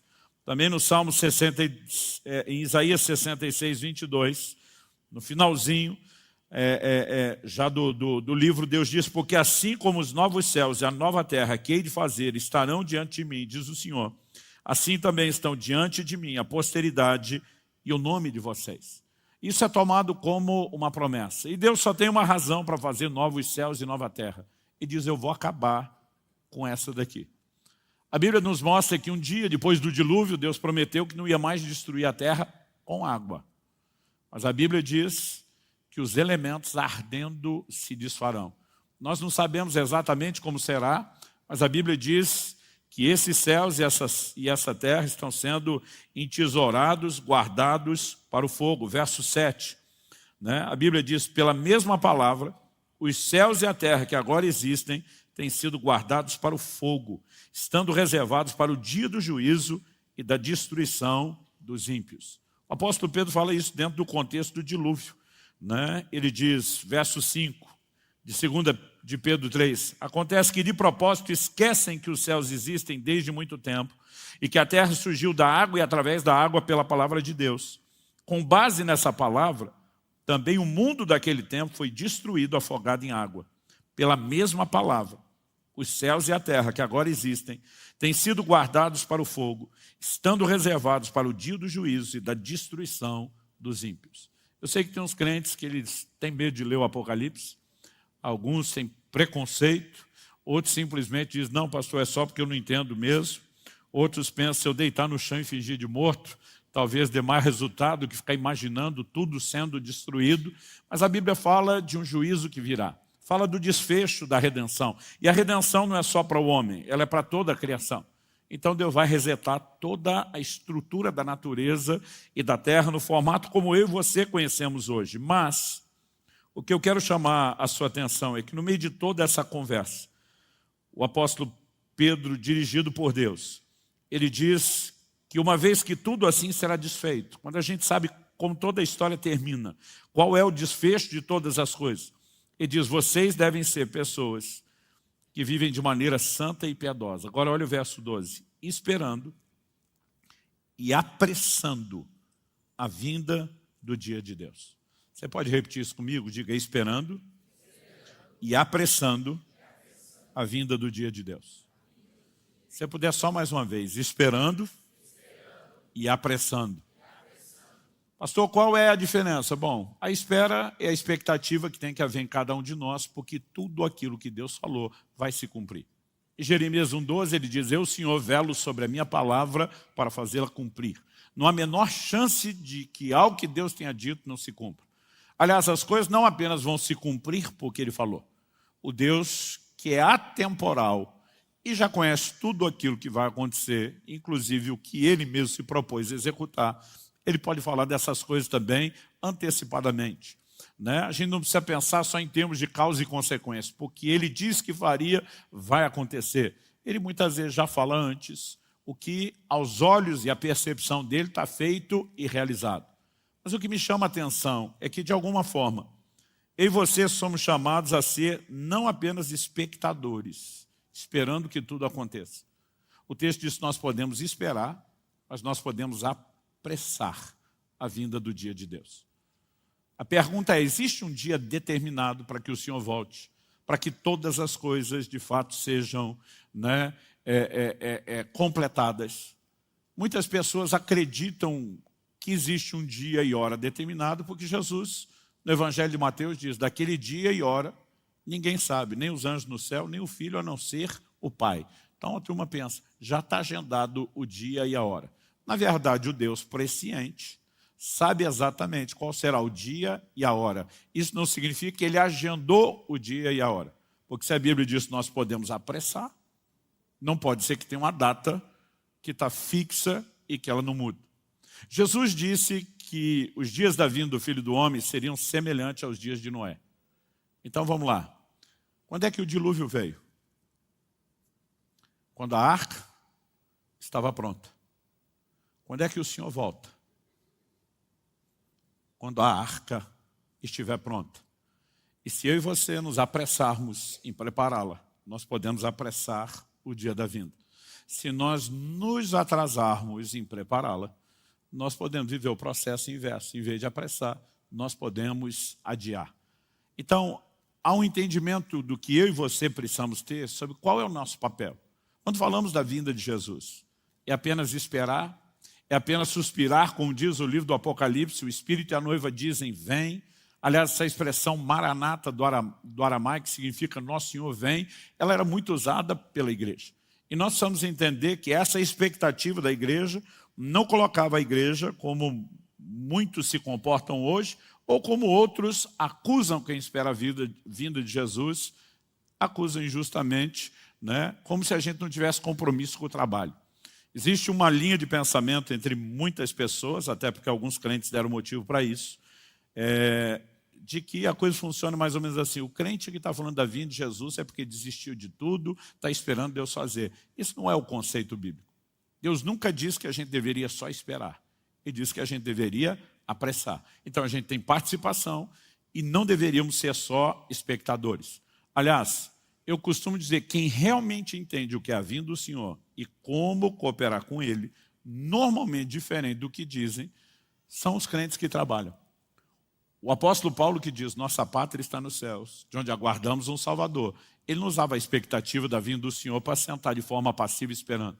Ele diz, eu trabalhei mais do que todos os apóstolos. Quem realmente entende, sabe que tem que interagir, ele vai apressar. A pergunta é como podemos fazer isso? Como podemos apressar a vinda do dia de Deus? Eu acredito que algumas coisas que nós precisamos entender. A própria disposição de pregar o Evangelho, né, de expandir o reino de Deus, o que só acontece por meio da pregação, levando as pessoas à conversão, é parte do processo. Mas nós precisamos entender o que é que nós precisamos fazer também no ambiente espiritual para cooperar com a vinda do Senhor. E algo que Deus tem trazido ao meu coração, eu já toquei nesse assunto apenas de uma forma superficial, como um de 3 tópicos de uma mensagem que eu preguei 1 ano e meio atrás aqui. Aliás, eu fiz uma promessa, eu tenho cumprido essa promessa. Prometi aqui à igreja 2 coisas. Falei, primeiro, vocês vão me ver jejuar como nunca viram antes. Segundo, eu vou perturbar vocês com o assunto. Né? Porque eu acredito que não diz respeito apenas à instrução. A gente precisa provocar fé, a gente precisa provocar resposta. E, obviamente, por meio do ensino da palavra, nós podemos chegar a esse lugar de entendimento. Então, eu quero que você vá comigo para o Evangelho de Lucas, no capítulo 5. E que a gente possa ler junto aí, a partir do verso 33 até o 35. O texto diz assim, então eles disseram a Jesus, os discípulos de João frequentemente jejuam e fazem orações. E os discípulos dos fariseus fazem o mesmo, mas os seus discípulos comem e bebem. Jesus, porém, lhes disse, será que vocês podem fazer com que os convidados para o casamento jejuem enquanto o noivo está com eles? No entanto, virão dias em que o noivo lhe será tirado. E então, naqueles dias, eles vão jejuar. Então, vamos fazer uma pausa aqui. Um grupo de pessoas, outros evangelhos sugerem, né, que foram os discípulos de João que fizeram isso. Eles vêm com um comentário. Olha, tem 2 times aí que estão mandando forte, intenso no jejum. Os discípulos de João, uma referência a João Batista, e os fariseus. Os fariseus, nós sabemos que eles jejuavam 2 vezes por semana. Lucas 18:12, Jesus fala de um fariseu, sobe ao templo para orar, e ele se orgulha de jejuar 2 vezes por semana. Quando era garoto e lia isso, eu achava que era só ele. Quando você vai estudar história, a tradição mostra que os fariseus jejuavam às segundas e às quintas-feiras. Então isso era parte de um movimento coletivo. Tanto que por conta da orientação de Jesus, quando vocês forem jejuar, não façam como os hipócritas, a Didaquê, que é o documento, né, histórico mais antigo que nós temos em termos assim de um catecismo de orientação aos novos na fé, orientava os crentes do primeiro século a jejuar em dias diferentes dos fariseus para não serem confundidos com eles. Então, esses cristãos eram orientados a jejuar na quarta e na sexta-feira. John Wesley, no movimento de resgate, das disciplinas espirituais, de uma chamada do povo ao avivamento, ele decidiu resgatar essa orientação da Didaquê, ainda que não fosse uma determinação bíblica. Ele dizia, se os crentes faziam isso no início, nós não vamos perder nada fazendo isso. Aliás, John Wesley não ordenava ninguém ao ministério que não jejuasse toda quarta e toda sexta. Ele simplesmente dizia, eu me recuso a estabelecer no ministério ou reconhecer como um pregador alguém que não jejue esses 2 dias por semana. Então, nós temos 2 grupos que eram intensos no jejum. Eu não sei se os discípulos de João, porque era um movimento historicamente falando mais recente que dos fariseus, se eles não jejuavam ainda mais para aparecer em primeiro lugar. Mas alguém chega para Jesus e diz, esses 2 times, os caras jejuam para caramba, mas seus discípulos comem e bebem. Eu lembro de um médico uma vez falando isso para minha mãe. Falou, olha, vocês crentes não fumam, não bebem, mas come. Comem, que é um negócio fora do comum e da curva. Qual o propósito de um comentário desse que fizeram a Jesus? Então você imagina alguém se dirigindo a um pai ou uma mãe, dizendo, olha, os filhos de fulano são a bênção. Os filhos de Beltrano são comportados. Os filhos de Cicrano conhecem limite. Mas os seus... Por trás desse mais os seus, a pessoa não está só criticando o comportamento dos filhos, mas está responsabilizando os pais. E a culpa é de vocês que não se posicionam. Então, naquela cultura, atacar o discípulo já era atacar o mestre. Mas fazer isso diretamente ao mestre era uma forma de responsabilizar. É o Senhor que não está ensinando eles a jejuar. E é nesse momento que Jesus dá uma resposta que, para mim, ela é clara e indiscutível, no sentido de colocar o jejum como uma prática da nova aliança. Eu vejo muita gente falando, isso é coisa do Antigo Testamento, isso é coisa da lei. Mas Jesus diz, olha, os convidados para o casamento não podem jejuar enquanto o noivo está presente. Dias virão em que o noivo será tirado. Do que é que Jesus está falando? Em todas as parábolas de Jesus, em todos os evangelhos, sempre que Jesus falou do noivo, era uma alegoria, uma referência a si mesmo. Então Jesus disse, enquanto eu estou junto, não vai rolar o jejum. Mas quando eu for tirado, eles vão jejuar. Ele garantiu isso. Isso foi uma determinação sobre a vida dos seus discípulos. Quantos discípulos de Cristo temos aqui? Então está valendo sobre você o que Jesus falou. Eles vão jejuar. Fala para alguém perto de você e fala assim, eles vão jejuar. Como se não fosse de você que você estivesse falando, Então, o Senhor Jesus garantiu que isso aconteceria. A partir de que momento? A partir do momento em que o noivo fosse tirado. Então Jesus está dizendo, depois da minha morte e ressurreição, quando eu for assunto elevado aos céus, durante todo o tempo da minha ausência. E normalmente a gente só para pensar que a saída do noivo determina o início do jejum. Mas o que a gente não para pensar é o assunto que nós queremos discutir sobre a volta de Jesus. A volta de Jesus é apresentada como a vinda do noivo para o casamento. O maior evento no calendário de Deus é um casamento. E nós estamos esperando ele acontecer. É quando o noivo regressará para a igreja, a sua noiva. E nós teremos o que a Bíblia chama de as bodas do Cordeiro. Então Jesus está dizendo que o noivo se ausentaria e durante o tempo da sua ausência seria um tempo de jejum. Isso significa que quando ele voltar, o jejum acabou. Então o jejum não só é para agora, como ele tem prazo de validade. Vai ter uma hora que termina. Quando o Senhor voltar e nós tivermos as bodas, a Bíblia diz que vai ter mesa arrumada, que o próprio Senhor vai nos servir. Aliás, ele disse para os discípulos na última ceia, eu não beberei de novo do fruto da vide, até que de novo aquele dia no reino do meu Pai, eu volte a beber com você. Eu não sei exatamente qual vai ser essa dinâmica de comer com ele no seu regresso, porque em algum momento parece que a comida deixa de rolar. Paulo diz sobre o estômago que Deus fez para receber os alimentos para ser digerido no estômago, mas ele diz Deus vai destruir tanto um quanto o outro. Então parece que é hora de comer agora e que em algum momento nós também não vamos poder fazer isso. Mas a Bíblia está sinalizando que o jejum tem prazo de validade. O que normalmente a gente não para pensar é, será que de alguma forma há uma relação com apressar a vinda do dia de Deus e a prática do jejum? Então eu gostaria que a gente pensasse algumas coisas sobre a temática da vinda de Jesus, que é assunto para a conferência, né? E eu queria que a gente pudesse enxergar um pouco da relação que essa prática e essa disciplina espiritual tem com o que nós estamos querendo conversar. Quando falamos a respeito da vinda de Nosso Senhor, algo que nós não podemos negar é a declaração do apóstolo Pedro lá em Atos, no capítulo 3, dos versos 19 a 21. O apóstolo Pedro pregando, ele diz assim: arrependam-se, pois, eu vou ler na NVI, voltem-se para Deus, para que os seus pecados sejam cancelados, para que venham tempos de descanso, outra tradução diz de refrigério da parte do Senhor, e ele mande o Cristo, outra tradução diz envie ele o Cristo, o qual lhes foi designado Jesus. É necessário que ele permaneça no céu até que, você pode repetir isso comigo? Diga até que. Até que chegue o tempo em que Deus restaurará todas as coisas, como falou há muito tempo, por meio dos seus santos profetas.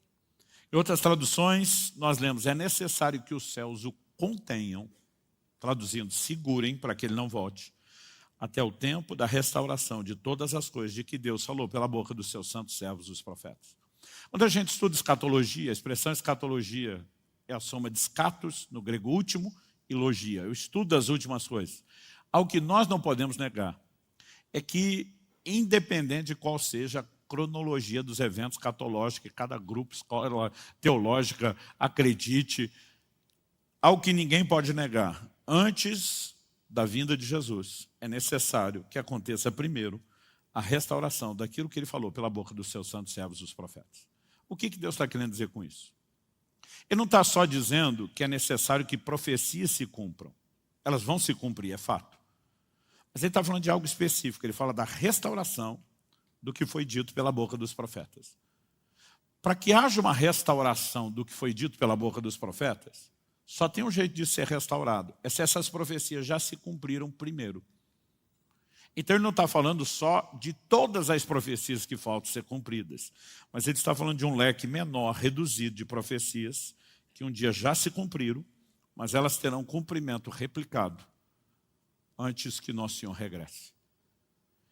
Então isso é uma lógica assim inquestionável, independente de qual seja. Aí tem o grupo lá que crê que Jesus vem antes da tribulação, que vem no meio, que vem depois. O que não pode ter é quem acredita que ele não venha, porque a Bíblia é muito clara sobre seu regresso. Não importa a escola teológica, escatológica, não dá para negar. A Bíblia diz, convém que os céus o segurem, ele vai permanecer lá, até que chegue o tempo da restauração do que Deus falou pela boca dos seus servos, os profetas. Entre as profecias que Deus já disse por boca dos seus profetas e que terão cumprimento replicado, nós temos uma que é indiscutível. Em Joel, no capítulo 2, no verso 28, nós vemos Deus dizendo, e acontecerá depois, que derramarei do meu espírito sobre toda a carne. Vossos filhos e vossas filhas profetizarão, vossos jovens terão visões, sonharão os vossos velhos, até sobre os servos e as servas derramarei do meu espírito naqueles dias e profetizarão. Interessante que quando Joel fala isso, ele está falando de um monte de coisa que aconteceu para a sua geração. Mas quando chega no verso 28, ele diz assim, e acontecerá depois. O que significa acontecerá depois? A gente pode imaginar, Deus está apresentando alguns requisitos que têm que ser preenchidos, e como consequência do preenchimento dos requisitos, nós teremos o resultado. Mas ele também pode estar dizendo, ainda que os requisitos sejam preenchidos, não vai acontecer agora. Vai acontecer depois. A pergunta é, qual das duas coisas Joel estava falando? Particularmente, eu creio que foram as duas. Tinham requisitos e tinha uma sinalização de tempo. E a Bíblia é indiscutível sobre isso. Né? O assunto é indiscutível. Por quê? Quando você olha para os dias de Joel, Deus agiu, Deus interviu, né? Deus moveu. Em Joel, no capítulo 2, no verso 18, diz, o Senhor se compadeceu do seu povo, mas quais foram os requisitos que Deus estabeleceu? Os mesmos que pavimentam a chegada de todo avivamento na Bíblia e na história. Deus sempre chama o povo ao arrependimento, à consagração, à santificação, à oração, ao jejum. Em Joel, no capítulo 2, você vê Deus dizendo no verso 12, ainda assim, agora mesmo, diz o Senhor, convertam-se a mim de todo o coração, com jejuns, com choro, com pranto, rasguem o coração e não as roupas, convertam-se ao Senhor, seu Deus.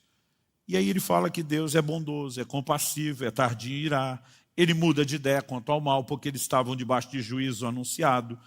E aí, verso 15, ele diz: toquem a trombeta em Sião, proclamem um santo jejum, convoquem uma reunião solene, reúnam o povo, santifiquem a congregação, congreguem anciãos, reúnam as crianças e os que mamam no peito, que o noivo saia do seu quarto, a noiva dos seus aposentos, que os sacerdotes, ministros do Senhor, chorem entre o pórtico e o altar e orem. Poupa o teu povo, ó Senhor, não faça da tua herança um objeto de deboche e de zombaria entre as nações. E foi nesse ambiente que o verso 18 diz: então o Senhor teve grande amor pela sua terra e se compadeceu do seu povo. Qual foi o nível de compaixão oferecido quando eles se voltaram para Deus de todo o coração, em arrependimento, santificação, consagração, oração, jejum? O verso 19 diz: o Senhor respondeu ao seu povo: eis que lhes envio o cereal, o vinho e o azeite, e vocês ficarão satisfeitos. Verso 23, ele diz: filhos de Sião, alegrem-se, exultem no Senhor seu Deus, porque Ele lhes dará as chuvas em justa medida. Fará descer, como no passado, as primeiras e as últimas chuvas. Então, a nação estava em crise, havia fome, escassez de recursos, que eram originários da onde? Da desordem climática e da falta de chuva. Mas Deus diz: eu vou restaurar. Resultado, 24. As eiras se encherão de trigo, os lagares transbordarão de vinho e de azeite, restituirei os anos que foram consumidos pelos gafanhotos. 26, vocês terão comida em abundância e ficarão satisfeitos. 27, vocês saberão que eu estou no meio de Israel e que eu sou o Senhor, o Deus de vocês, e que não há outro. E aí chega o 28 e ele diz: e acontecerá depois que derramarei do meu espírito. A pergunta é: isso aconteceu na geração de Joel? Não.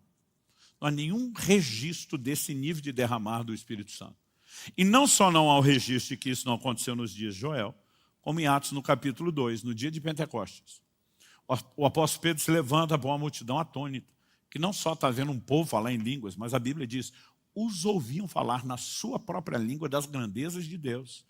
E esse povo está lá atônito com tudo que está acontecendo. E Pedro diz: gente, esses homens não estão bêbados, como vocês estão pensando. E 19 horas da manhã. Mesmo se fosse a turma do porre, não tinha dado tempo dele chegar nesse nível. E diz: mas isso é o que foi dito pelo profeta Joel. E agora nós temos um registro da Bíblia dizendo: aquilo que foi prometido lá está acontecendo aqui. E aí Pedro diz que o depois de Joel, não só Joel está dizendo, não é no nosso tempo, na nossa geração, mas Pedro está dizendo, o depois do profeta Joel cumpriu agora. Mas a pergunta é: então cumpriu e acabou? Não. Pedro levanta e ele faz uma releitura da profecia de Joel. Ele está falando pelo Espírito. O registro do livro de Atos foi feito pelo Espírito Santo. E Joel nunca falou acontecerá nos últimos dias. Joel disse: acontecerá depois. Não é agora, é lá na frente. Pedro se levanta e na hora de citar Joel, ele cita toda a profecia de cor, ipsis literis. Mas ele começa dizendo: e acontecerá nos últimos dias, diz Deus, que derramarei do meu espírito sobre toda a carne. O que significa últimos dias? Ele está dizendo: esse negócio cumpriu aqui, mas não para aqui. Vai cumprir de novo, antes do fim de todas as coisas. Como sabemos que, além da fala de Pedro, essa profecia foi jogada para ter um novo cumprimento no tempo do fim? Porque ela tem alguns sinais que não aconteceram no dia de Pentecostes. Em Joel, no capítulo 2, nos versos 30 e 31, a Bíblia diz: mostrarei prodígios no céu e na terra, sangue, fogo e colunas de fumaça. O sol se transformará em trevas e a lua em sangue, antes que venha o grande e terrível dia do Senhor. A pergunta é: no dia de Pentecostes, o sol se transformou em trevas e a lua em sangue? Não. A Bíblia não registra nada disso. Mas o que a Bíblia diz é que, por ocasião da vinda de Jesus, esses sinais vão acontecer.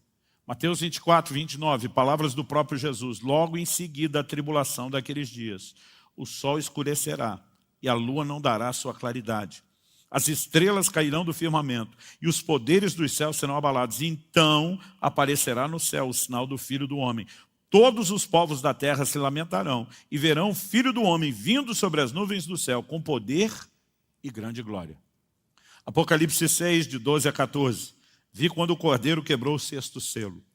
Houve um grande terremoto. O sol se tornou negro como pano de saco feito de crina. Traduzindo, o sol escureceu. E a lua ficou toda vermelha como sangue.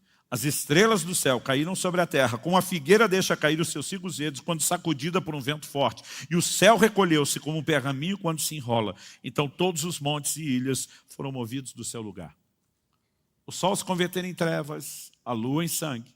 São sinais que precedem a vinda de Jesus. Não aconteceram nos dias de Joel, não aconteceram no dia de Pentecostes. São sinais que foram prorrogados para o fim. Então, junto com esses sinais, um novo cumprimento, Pedro joga, e acontecerá nos últimos dias, diz Deus, eu vou derramar. Então a Bíblia está dizendo que Jesus não volta, sem que primeiro haja restauração do que foi dito por boca dos profetas. Ou seja, o que aconteceu em Pentecostes vai acontecer de novo. Me ouça com atenção. O maior derramar do Espírito Santo que essa terra jamais viu ainda está para acontecer. Pastor, porque o senhor está dizendo o maior derramar não pode ser igual? Não. Eu vou te mostrar biblicamente porque não vai ser igual e porque que vai ser mais intenso. Quando você olha para todo o discurso de Joel, qual foi a ênfase antes dele falar do derramar do Espírito Santo? Verso 23. Filhos de Sião, alegrem-se, exultem no Senhor seu Deus, porque Ele lhes dará as chuvas em justa medida. Fará descer como no passado as primeiras e as últimas chuvas. As traduções mais antigas, clássicas, dizem a chuva temporã e a serôdia.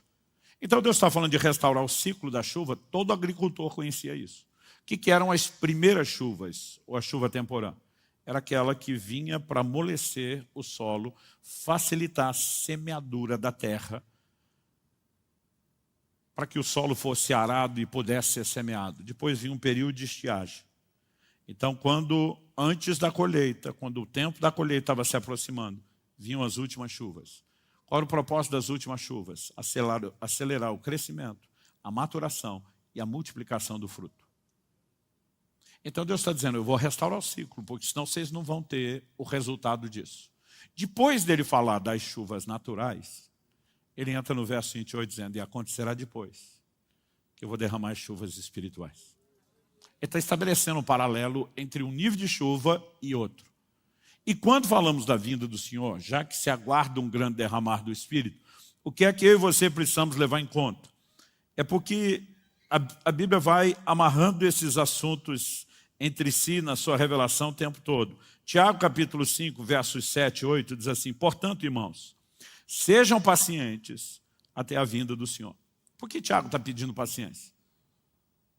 Talvez a mensagem mais pregada para os crentes, desde o início da primeira geração, era o regresso do Senhor. Por ocasião da vinda de Jesus, nós vamos ter o clímax da redenção. Então essa era a mensagem mais pregada. Agora, isso era tão intenso, e todo mundo, porque desde a primeira geração, Deus quis que a gente vivesse na iminência do seu regresso. Ele volta a qualquer momento. Então vamos viver alerta, em estado de prontidão. Isso não significa desistir da vida. Assim como está preparado para a morte, não significa que você fez plano para morrer e não tem plano para viver. Mas ele dizia, tem que estar pronto. Esse povo foi tão incendiado por isso que eles começaram a ir a extremos.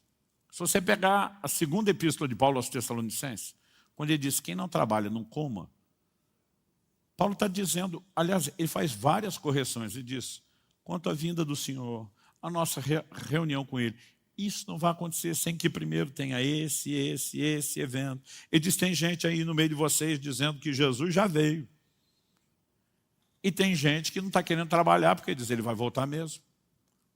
Eu sou parte de uma geração que na década de 80, virando para o início de 90, eu ouvia tanto falar da vinda de Jesus, como hoje não se fala. Nossos cânticos, as pregações, as mensagens, era um negócio assim, a gente ficava o tempo todo, Jesus está voltando, Jesus está voltando, Jesus está voltando. Eu lembro dos adolescentes da igreja. A gente dizia assim, estudar para quê? Jesus está voltando. Trabalhar para quê? Jesus está voltando. O que a gente queria era casar. Então a gente dizia, Maranata, vem Jesus, mas depois do nosso casamento. Como fosse possível casar sem estudar e trabalhar. E esse tipo de mentalidade já tocou a igreja. E eles tiveram que ser repreendidos. Mas aí o tempo foi passando e eles migraram para o outro extremo. Que é o que o apóstolo Pedro fala lá em 2 de Pedro, no capítulo 3. Eu li dos versos 9 ao 14, depois a gente voltou um pouco ali, os 5, 6 e os 7. Mas no verso 4 ele diz que as pessoas estavam zombando da vinda do Senhor, dizendo tudo está como no início. Os pais já começaram a morrer, muitos dos apóstolos estavam indo embora, Jesus não veio, está tudo do jeito que estava antes, e alguns começaram a colocar em descrédito a mensagem da vinda do Senhor. Então eles saíram de um extremo, não vão fazer nada porque ele vem a qualquer hora, para outro extremo. Eu acho que não vem coisa nenhuma e nós somos trollados. É nesse momento que Tiago está dizendo, irmãos, sejam pacientes. Ele prometeu que volta, ele volta. Segura aí, paciência. Depois de pedir paciência, ele diz o seguinte ainda no verso 7, eis que o lavrador aguarda com paciência o precioso fruto da terra, até receber as primeiras e as últimas chuvas. Sejam também vocês pacientes e fortaleçam o seu coração, pois a vinda do Senhor está próxima. Então Tiago continua falando da vinda de Jesus. E agora ele dá um exemplo que todo mundo entende. Por quê? Naquela época todo mundo cultivava a terra. Todo mundo tinha a horta lá de casa. Todo mundo, entendia exatamente o que era a hora de plantar, o que era a hora de colher. Então ele falou, gente, vocês têm que ser pacientes. E ele está dando um exemplo da paciência que se espera de nós. O lavrador espera com paciência o precioso fruto da terra. Eles até que recebam não só as primeiras, na verdade acontecem até antes da semeadura, mas até que receba as últimas chuvas. Por que ele tem que ser paciente esperar as últimas chuvas? Porque se ele colher depressa antes das últimas chuvas, ele sabota a própria colheita. Ele vai ter uma colheita bem menor do que teria. Então ele precisa ficar esperando até que venha a chuva, porque quando vier a chuva ele vai dizer, valeu a pena esperar. Então Tiago usa isso como um exemplo da nossa paciência. Mas ao mesmo tempo, eu quero dizer para você que a minha leitura da afirmação de Tiago, ele não está só falando do tipo de paciência que nós temos que ter. Ele está apresentando uma alegoria profética. Cristo é o lavrador. Nós somos o precioso fruto da terra. Por que é que ele não voltou ainda? Porque ele está exercendo a paciência do lavrador. Como que nós sabemos disso? Porque nós lemos isso em 2 de Pedro, no capítulo 3, lá no início. E como já faz um tempinho que a gente leu e eu falei um monte de coisa, eu quero voltar lá no versículo 9 de 2 de Pedro 3. E diz, o Senhor não retarda a sua promessa. Ele prometeu voltar? Sim. Ele está atrasando o cumprimento da promessa? Não. Ainda que alguns a julguem demorado. Os caras estão dizendo, por que ele não voltou? Agora, se os caras já estavam ansiosos desse jeito há 2000 anos atrás, como é que alguns de nós ficamos hoje? E diz, ele não retarda a sua promessa, ainda que alguns a julguem demorada. Pelo contrário, ele é paciente com vocês.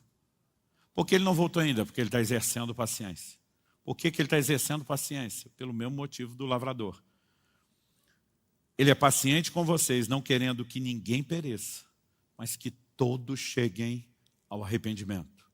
A Bíblia está dizendo que ele não voltou ainda, porque ele está de olho na maior colheita de todos os tempos que essa terra jamais presenciou. E para que a maior colheita aconteça, ele não pode vir antes das chuvas. Quem está entendendo? Pastor, e o que isso tudo que o senhor está falando tem a ver com apressar a vinda do dia de Deus? Vamos lá. Se ele não vem antes das chuvas, e a gente de alguma forma puder cooperar para que as chuvas sejam antecipadas, isso significa que nós estamos apressando a vinda do dia de Deus. A Bíblia está dizendo que nós podemos apressar. Se dá para antecipar, dá para postecipar. É que nem quando as pessoas falam, quando chega a hora do fulano morrer, não tem nada a ser feito. Eu discordo desse fatalismo absoluto. Porque quando você olha na Bíblia, você vê pessoas, por exemplo, honra seu pai e sua mãe, você prolonga seus dias. Se tem dia certo para morrer, como é que você vai aumentar? Mas se aumenta, significa que você pode mudar a agenda. Agora, do mesmo jeito que alguns prorrogam, a Bíblia fala que outros antecipam. Então, a gente pode fazer o dia da morte antes, ou a gente pode empurrar o dia da morte para depois. Quando falamos da vinda de Jesus, não é diferente. Quando ele vai voltar? Quando a arca estiver pronta. Então nós podemos apressar o dia da vinda dele, não só trabalhando na arca, pregando o evangelho, mas se de alguma forma nós podemos participar e interferir na vinda dessas chuvas, que são o fator determinante para a maior colheita, que é o grande motivo da paciência dele, Então a gente precisa entender como é que nós fazemos isso. E aí você volta lá na profecia de Joel, e você percebe que nos dias de Joel, para a parte que se cumpriu naquele dia, entre os requisitos que eram inegociáveis, Deus fala de arrependimento, santificação, de oração, está tudo lá. Mas Deus disse, vocês têm que jejuar. Volte-se a mim com jejuns. Proclamem um santo jejum. Então, tudo que Deus fez na geração de Joel, quando ele teve compaixão, não excluiu, não se limitava só ao jejum, mas não excluiu. Agora o tempo passou, parte da profecia de Joel foi empurrada lá para frente, a gente sabe que vai se cumprir no dia de Pentecoste. Quando essa hora está chegando e se aproximando, aparece um doido de pedra na nação de Israel, chamado João Batista, vivendo um estilo de vida jejuado. A Bíblia diz que ele se alimentava só de mel e gafanhotos. Pensa na dieta top. Mas ele não apenas tem um estilo de vida jejuado, ele, como mestre tem muitos discípulos, tem que ser o primeiro a dar exemplo. Então, os discípulos de João não jejuariam tanto como é mencionado, se ele próprio não fizesse isso, além da vida jejuada que já tinha. Mas no dia que João Batista, que é chamado na Escritura de o precursor de Cristo, no dia que ele passa o bastão, no batismo de Jesus, dizendo, eis o Cordeiro de Deus, que tira o pecado do mundo. Uma voz audível da parte de Deus, foi ouvida por todo mundo que estava lá. Esse é meu filho amado, em quem me comprados. E a Bíblia diz em Lucas, no capítulo 3, foi nesse dia que Jesus começou o seu ministério. João entrega o bastão e Jesus pega e diz, agora é comigo. Qual foi a primeira coisa que Jesus fez quando saiu do Jordão? A Bíblia diz, o Espírito o guiou ao deserto. E ali ele fez o quê? Jejuou 40 dias e 40 noites. Quando o tempo do novo cumprimento da profecia de Joel está para chegar, Deus começa um movimento de restauração do jejum. O derramado do Espírito não aconteceria ainda enquanto Jesus estaria na terra. Mas ele começou a dizer, quando o noivo for tirado, eles vão cair para dentro do jejum. Eles vão vir com sangue nos olhos, faca no dente, eles vão vir com tudo. E de alguma forma a restauração do ambiente do jejum cooperaria para que a segunda etapa do cumprimento da profecia de Joel se cumprisse. Quem está acompanhando? Agora, pensa comigo. Se na primeira etapa de cumprimento da profecia de Joel, isso não rolou sem jejum. Se na segunda etapa de cumprimento da profecia de Joel, isso não rolou sem jejum. A pergunta é, enquanto estamos aguardando a restauração ou o novo cumprimento do que foi dito pela boca dos profetas para que ele volte, você acha mesmo que isso vai acontecer sem jejum? E você precisamos entender que além do impacto que o jejum produz sobre nós enquanto indivíduos, na mortificação da carne, no despertar sensibilidade para com Deus, na sensibilidade à ação do Espírito, na exposição e ativação do sobrenatural, a pergunta que a gente deveria fazer é, qual o impacto coletivo que uma grande mobilização de jejum pode produzir? E uma das coisas que Deus tem falado comigo, porque eu tenho alguns amigos que são crentes de verdade, não é que não são não, mas o cara fala assim, subirá, nós estamos com medo, tu está ficando fanático com esse negócio. Eu falei, fanático por quê? Os caras jejum de 40 dias. Eu falei, eu não sou o único, tem um monte de gente fazendo. Aí um falou para mim, 2 por ano? Quanto você conhece? Eu falei, aí diminuiu um pouco a lista. Mas eu nunca vi uma mobilização de jejum como a que nós estamos vivendo. O jejum sempre foi parte, ao longo da história, somado à oração, sua irmã gêmea, de uma preparação para os moveres de Deus. Você sabe onde as maiores igrejas do mundo se estabeleceram e concentraram? Nos últimos anos, nas últimas décadas, Coreia do Sul. Eu não conheci nenhum lugar no planeta onde os crentes orassem e jejuassem, como os sul-coreanos. Em 2009, eu estava numa série de pregações no Japão, e Kelly e eu conseguimos escapar no meio de 2 semanas de agenda. Nós tiramos 2 dias, pegamos um voo, 2h30, fomos para Seul, fomos para a Coreia do Sul. Queríamos conhecer a montanha de oração da igreja do pastor Yong Cho, que era a maior igreja do mundo. Chegou a ter mais de 1 milhão de membros. Não estamos falando de uma denominação, gente. Estamos falando de uma igreja. Então, para você ter uma ideia, eles tinham um prédio para 10 mil pessoas, que não dava para nada. Eles construíram uma estrutura anexa de 6 andares, onde botavam mais 10 mil por andar para assistir o culto em circuito fechado de televisão, hoje a gente chamaria de telão, e eles botavam 70 mil pessoas por culto, e tinha 7 cultos no domingo. Quanta gente eles conseguiam reunir? 490 mil. Os crentes velhos eram proibidos de ir na igreja, para os novos poderem ir. Você consegue imaginar a logística de trânsito no dia de culto em volta da igreja? A maior parte da polícia estava lá só para mobilizar e coordenar o trânsito. Era um negócio insano. Agora, eles tinham uma montanha chamada Montanha de Oração, onde o povo assim, tirou 30 dias de férias, dava 3 dias de dízimo para Deus. Vamos lá orar e jejuar, vamos buscar Deus. Eu queria muito conhecer a Montanha de Oração. E lá fomos. Quando cheguei com o Kelly, eu já tinha ouvido história, não acreditei, não levei muito a sério. Quando chego lá, tem placas para todo lado, advertência, em coreano e inglês. Proibido jejuar mais do que 40 dias. Eu falei, o quê? Eu, na época, o máximo que eu tinha feito era 21 dias. Eu conhecia 2 ou 3 pessoas que tinham jejuado 40. E eu olhei aquilo e falei, aqui eles têm que proibir o povo.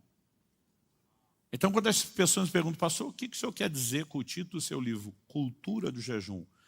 Eu digo, cultura do jejum é quando ele deixa de ser esporádico, ocasional, ele se torna parte de uma prática insistente, recorrente, repetitiva, massiva e coletiva que vai se alastrando. Eu nunca vi tanta gente na nossa nação jejuar como nos últimos anos. Eu nunca vi tanta gente entrar em jejuns prolongados como nos últimos anos. Eu nunca vi tanta gente fazendo jejum intermitente, jejum parcial, jejum recorrente, uma vez por semana, como estamos vendo. Por quê? Há um movimento de Deus despertando algo que vai atrair as últimas chuvas, que por sua vez será o fator determinante para a maior colheita de almas de todos os tempos, que por sua vez será o fator determinante para que nosso Senhor regresse. A minha pergunta para você é, você quer só esperar a vinda do dia de Deus? Você quer estar só no time da expectativa? Ou você quer estar no time dos que apressam? Eu entendendo essas verdades, eu fiz uma escolha. Falei, eu não vou ser só o time da expectativa. Uma hora ele volta. Espero que venha logo. Eu tomei a decisão, eu quero apressar, eu vou pregar o evangelho, eu vou trabalhar, eu vou fazer tudo. Tudo que está ao alcance, tudo que a Bíblia orienta, para que essa arca esteja pronta.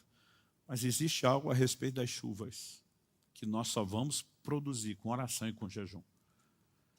Eu creio que há uma convocação de Deus, para que não só a gente entenda um cenário que está se formando, né? Para que não só a gente perceba que há um Senhor o tempo todo dizendo, eis que cedo vem, venho sem demora. O tempo todo ele olha para cada geração e diz, eu quero que vocês participem, não só na expectativa, eu quero que vocês trabalhem, eu quero que vocês orem, eu quero que vocês jejuem, para que as coisas não precisem ser proteladas ou adiadas. Pastor, o senhor acha que ele vem na nossa geração? Eu não acho nada, eu acho que ele vem. Ele diz, daquele dia e hora ninguém sabe. Todo mundo que inventa esse negócio de tentar datar, está fora da determinação divina. O que eu quero não é tentar descobrir quando ele vem. É apressar isso. Não importa se vai ser na minha geração ou nas próximas, mas nós temos que apressar a vinda do dia de Deus. E a pergunta é, será que você entendemos o privilégio que é participar disso e cooperar com Deus em algo tão grande, extraordinário? Outro dia eu vi um cara todo metido porque trabalhava numa multinacional que estava em mais de 100 nações. Eu falei, grandes coisas. Eu estou envolvido no maior empreendimento do universo. Falei, só isso aí que você faz é nada perto do que eu faço, né? Eu e você temos o privilégio de cooperar com Deus e estabelecer o reino dele na terra. E a gente simplesmente vai olhar para isso e dizer, vamos ficar indiferentes. Eu não estou dizendo que você tem que fazer os jejuns prolongados que eu estou fazendo. O que a gente tem que fazer é começar a fazer alguma coisa. Meu primeiro jejum aos 15 anos de idade foi uma refeição só. Ainda regada a refrigerante, porque eu achei que se não bebesse a glicose eu ia desmaiar. Tanto que assim, os fariseus esculhambaram a gente quando souberam do jejum. Uma refeição só, ainda regada a refrigerante, né? Porque sempre tem um fariseu para dar pitaco no jejum dos outros. Mas sabe, com o tempo eu fui descobrindo, peraí, tem gente que fica mais de uma? Tem. Dá para descobrir e fazer isso de forma inteligente? Sim. Dá para fazer da forma errada. Eu já durante muito tempo eu vi muita coisa errada, não preparava para entrar no jejum, sofria desnecessário, não sabia como, né, voltar. E com o tempo você simplesmente vai desmistificando as coisas. Eu tenho uma convicção muito forte dentro de mim. E eu não quero ser o cara que corre o Brasil e o mundo falando disso e fala pouco do assunto para vocês, os da casa. Já faz 1 ano e meio da última vez que eu falei disso. Eu achei que era um bom momento da gente dar atenção. O que você pode fazer para, em vez de só esperar, você dizer para Deus, eu quero apressar o dia da vinda de Deus. Eu quero cooperar. Então existe todo um processo de santificação, de oração, de intercessão. E como eu falei, é um combo, não é uma coisa só. Então nós nem podemos achar que é só o jejum, mas nós nem podemos excluir o jejum do pacote. E eu fico pasmo quando eu vejo crentes que uma vida inteira não jejuaram, não tem plano, faz questão de aprender, e ele imagina que se ele não souber, melhor ainda. Porque assim, talvez Deus não me cobre porque eu não sabia. E para vocês, são os da casa, deu ruim para o lado de vocês.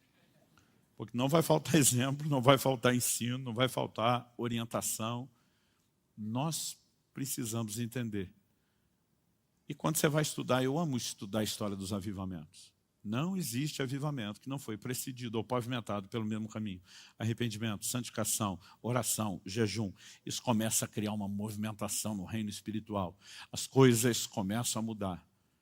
E sabe, eu acredito que como Elias falou, Deus está levantando muita gente para dizer, eu ouço ruído de abundante chuva.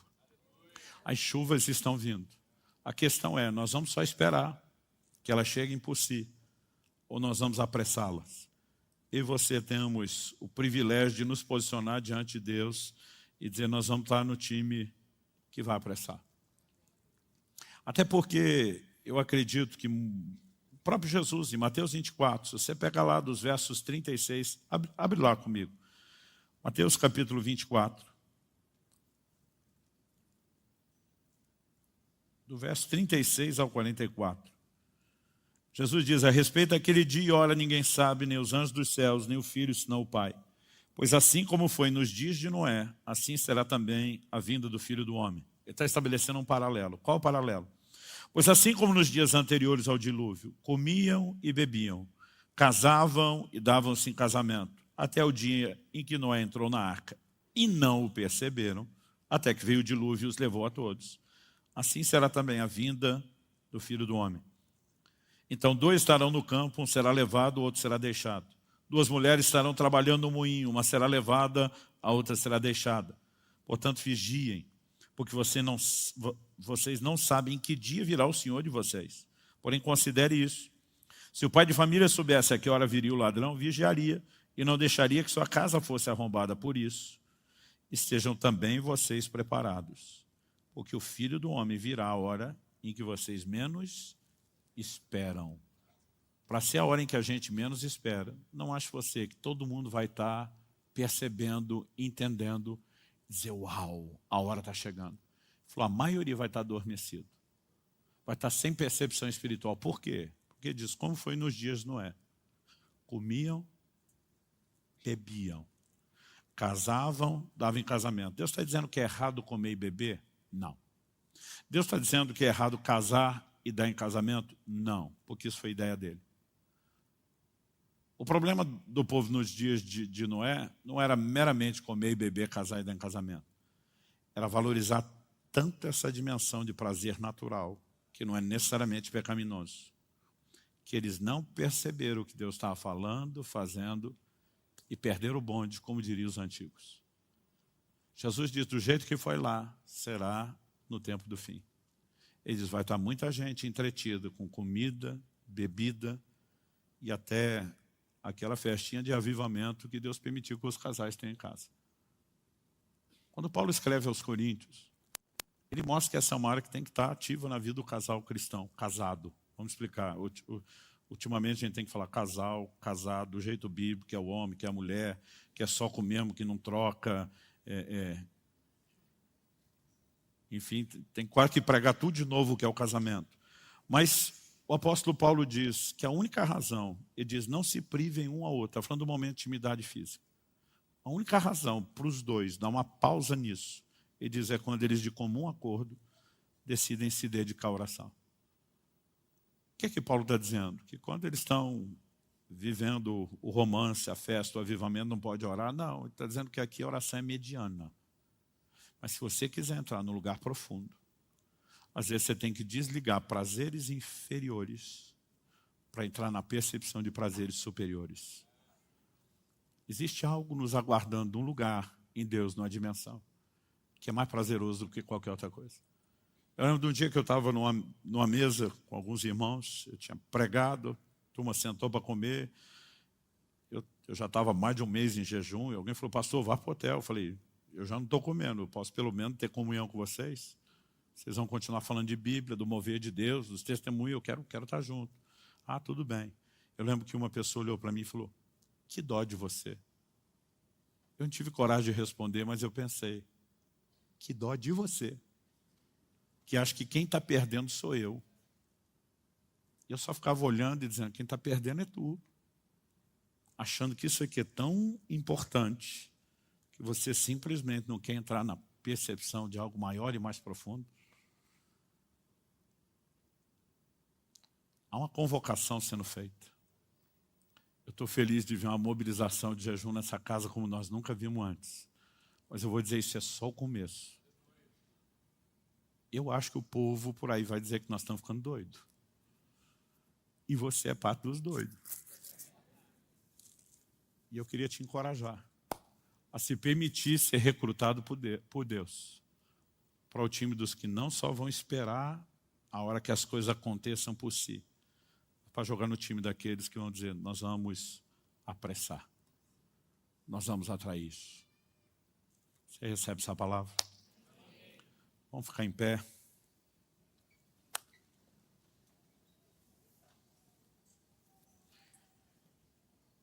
Eu queria que você pudesse fazer uma pergunta, não apenas a si mesmo, mas ao Espírito Santo. Deus, o que o Senhor espera de mim? É lógico que quem nunca jejuou deveria começar dando um passo de cada vez e não tentar pular já para o último degrau da escada. Um dia desse alguém falou, pastor, o que é a sua recomendação para quem quer jejuar 40 dias? Eu falei, primeiro, ter muito treino antes. Segundo, eu falei, eu não faço isso sem acompanhamento médico. Terceiro, que deveria ter sido colocado em primeiro, a direção do Espírito Santo. Eu não acho que todo mundo vai ser chamado para jejuns tão prolongados. Mas eu acho que muito mais gente do que nós imaginamos vai entrar nesse tipo de coisa. Alguém falou, mas depois de vários jejuns, o senhor ainda precisa do acompanhamento médico? Eu falei, preciso. Não é para proteger só a minha saúde. Eu falei, para me proteger de doido que nem vocês, que quer fazer tudo errado e pode criar situações complicadas. O maior perigo não é um jejum prolongado, é a volta. Eu tenho um pastor amigo, ele fez 21 dias na água, voltou comendo churrasco. Podia ter morrido, gente, é sério. Podia ter tido uma congestão e morrido. Então, assim, tem hora que a gente simplesmente nem entendeu a dinâmica e o funcionamento e quer dar uns pulos doidos sem saber como faz. Eu não quero que você pense em algo tão assustador. Apesar que o que a gente está tentando provar, ultimamente, é que o jejum não é algo tão impossível como a maioria das pessoas acredita. As pessoas me perguntam, pastor, o senhor tem fome? Eu digo, não tenho fome. E se tiver fome quando está jejuando, você provavelmente fez alguma coisa errada. Porque seu corpo tem um funcionamento muito curioso. A energia que movimenta seu corpo, ela vem da glicose, carboidrato que você come. Se parar de... não precisa nem jejuar, parou de comer carboidrato, vai faltar energia. Aí seu corpo vira uma chave e vai buscar uma fonte alternativa, glicogênio, que é a glicose que você comeu antes, mas não consumiu ela toda, armazenado no músculo e principalmente no fígado. Esse seu estoque acaba em no máximo 3 dias. Tem uns que acaba bem rapidinho, principalmente com exercício. Ou seja, em no máximo 3 dias, quando acabar a fonte alternativa, não está entrando glicose, não tem mais glicogênio, o corpo vira outra chave de adaptação e sobrevivência. ele vai queimar reserva de gordura. Gordura que a gente tem armazenado no corpo é excesso de glicose, que não deu para armazenar, não consumiu, não armazenou no músculo e no fígado, porque tem um limite, vai virando gordura. Ou seja, quando você entra em cetose, que é a queima da reserva, modo de sobrevivência, sua fome vai embora. Por que vai embora? Porque você trocou um alimento externo por um interno. Seu corpo está comendo o depósito de comida que está lá e não foi usado. Então, todo dia você acorda com a sensação, estou alimentado. Quando a Bíblia diz que Jesus teve fome no final de 40 dias, isso significa o quê? A reserva de gordura chegou no fim. O que me faz acreditar que Jesus era assim, ó, fit, magrinho. O tanto que andava, alimentação saudável, uma época que não tinha poluição, não comiam nada industrializado. Porque eu já fiz 6 de 40 dias. Eu nunca tive fome. Porque aqui tem reserva, meu amigo. Tá, que esse último eu terminei com 9% de gordura no corpo. Mas pastor Marcelo, que nos acompanhou, com 6%. Agora nós tivemos um que a gente estava assim, o médico monitorando ele. Não vou entregar o nome para a turma não chamar de magrelo. Mas ele terminou com 3%. Ele chegou já na última semana tendo flashes de fome. A gente estava monitorando ele de perto. Por quê? Quando a fome vem, é porque a reserva de gordura acabou, vai começar a estado de inanição, consumo tecido vivo. Aí é preocupante. Até chegar lá, você sabia qual é o recorde mundial de jejum? Está no Guinness Book de 1971. Um escocês jejuou 382 dias, mais de um ano. Tá certo, começou com mais de 200 quilos. Terminou com 83, ou seja, tinha reserva pra caramba. E eu não estou falando dessas coisas para você programar jejuar um ano. O cara, quando voltou a comer, ele nem lembrava mais o gosto da comida, mais de um ano sem comer. O que eu estou dizendo é que, humanamente falando, não é tão impossível. E se nós ainda tivermos uma direção de Deus, sabedoria, entendimento, orientação, gente, nós podemos encarar um dia, 2 dias, 3 dias.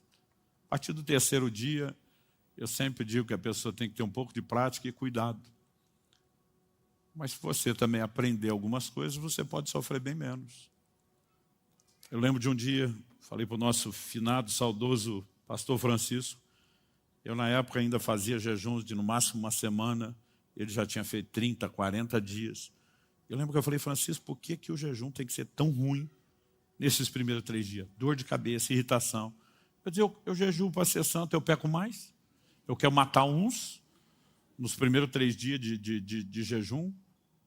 Eu lembro que ele olhou para mim e falou assim, se já não tem a sabedoria de se alimentar direito, podia no mínimo ter a inteligência de desintoxicantes do jejum. Eu falei, como é que é? Ele falou, todo esse sofrimento que vocês passam é por causa das coisas erradas que come.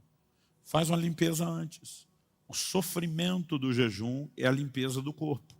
Quanto mais você sofre, mais indício. Outro dia eu falei, não, pastor, eu desisti de jejuar porque eu sofro muito. Eu digo para as pessoas, quanto mais você sofre, essa é a maior prova de que você precisa jejuar pela sua saúde, para limpar o corpo. Um dia desse eu estava com um pastor, e ele falou assim, todo mundo reclamando dos primeiros 3 dias, que é difícil. Ele falou, eu nunca passei o que vocês estão passando, nunca senti mal para jejuar. Ele falou isso, um falou impossível. Eu falei, possível, mas só tem uma explicação. Eu falei, você jejua pelo menos um dia por semana. Ele olhou para mim e falou assim, há 34 anos. Ele vai mantendo o corpo dele limpo, passando pelo processo de limpeza, desintoxicação o tempo todo. Você pode começar com jejum intermitente. Jejum intermitente, jejum interrompe, jejum interrompe. Você vai tendo janelas. Eu, por exemplo, no dia a dia, não tem nada a ver com o propósito com Deus. Eu tento me obrigar pelo menos 12 horas, de um dia para o outro, no mínimo, ficar sem comer e dar descanso para o intestino. Mas no ano passado, do dia 1º, eu contei isso, do dia 1º de janeiro até 14 de setembro. Eu não contei depois. No ano passado, eu jantei 7 vezes. Porque normalmente eu almoço entre meio-dia e 1, vou comer numa janela de 6 horas até 18 ou 19, depois 18 horas sem comida. Não é nem 24 horas, mas se você faz isso com frequência, seu corpo está limpo. Então, assim, eu paro de comer a qualquer hora e já não tenho dor de cabeça. Mas ainda assim tem cuidado que você pode tomar. Então você pode começar a dizer, cara, eu vou começar com 12 horas, eu vou subir depois para 14, para 16, para 18. Depois de fazer isso com uma certa frequência, eu vou tentar 24 horas. Esses dias alguém falou, pastor, o que o senhor acha do jejum de 24 horas? Eu falei, gente, não tem o que achar. Esse é o tipo de coisa que a gente tem que fazer até com mais regularidade. Os prolongados é que não. Mas à medida que a gente vai aprendendo e entendendo o que é que Deus quer, para onde Ele me chamou, e a gente consegue corresponder com aquilo que é esperado de nós, isso basta. Eu conheço gente que nunca fez jejuns prolongados, mas jejua com frequência, com regularidade. Então, assim, o como você vai atender, Jesus não definiu a periodicidade, de quanto tempo, Ele não definiu a duração do jejum e nem o tipo. Tem até jejum parcial. Significa o quê? Que você pode tirar um grupo alimentar e ficar com outro. Alguém pode fazer lá um jejum. Não, eu não estou comendo, mas eu vou tomar um caldo de legumes, não vou ficar totalmente sem nada, mas vou me privar de muita coisa. Você tem N possibilidades. O importante é que você descubra o que é que Deus quer de você. E para isso, você vai ter que, no mínimo, pensar e orar a respeito. Agora, eu sonho com esse dia,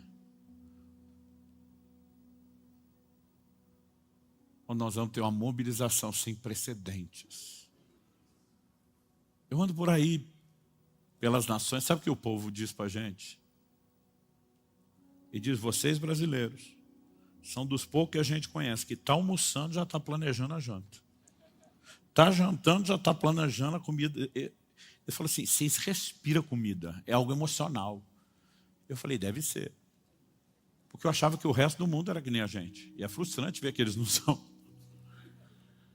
Mas de repente você começa a perceber, isso não precisa ser o centro de tudo.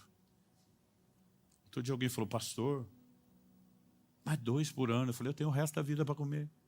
Eu estou dando 2 pausas maiores, eu tenho o resto do ano para comer. Pai, a tua palavra foi compartilhada e eu oro que essa conversa seja esclarecedora não só no nível da mente.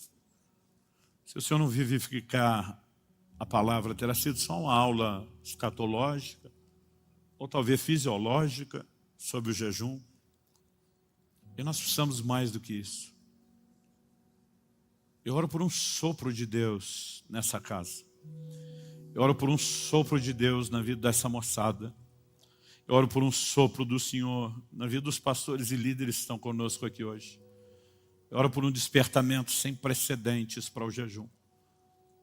Para que nós possamos não apenas esperar, mas apressar a vinda do dia de Deus. Eu oro pela capacidade de não nos tornarmos indiferentes, como foi nos dias de Noé. Mas pelo contrário, entrarmos no lugar de percepção, de sensibilidade ao Senhor, à sua voz, ao seu mover. Pai, nós temos gente em diferentes estágios da fé, de maturidade da vida cristã e do ministério. E não dá para nivelar todo mundo aqui. Mas eu oro que cada um consiga entender aonde o Senhor quer levá-lo. E a minha oração é que cada um, ao entender isso, possa corresponder. Que haja disposição de aprender, que haja disposição de intensificar, de crescer numa prática que talvez hoje seja ocasional ou quase nula. Nós oramos que essa história possa ser mudada. E nós oramos que o Senhor nos dê a graça de não só promover esse entendimento e prática em outros lugares, mas de viver intensamente isso como casa, como igreja local. Nós oramos em nome de Jesus. Fale com Deus por um instante.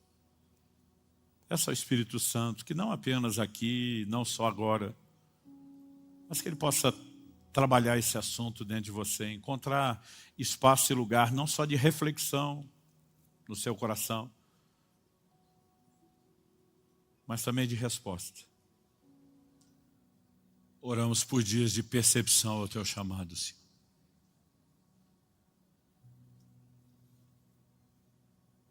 Clamamos por isso em nome de Jesus.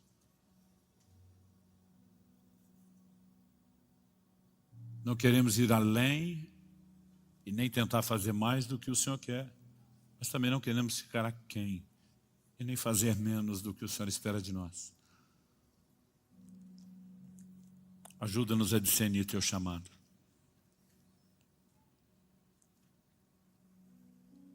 Nós oramos em nome de Jesus.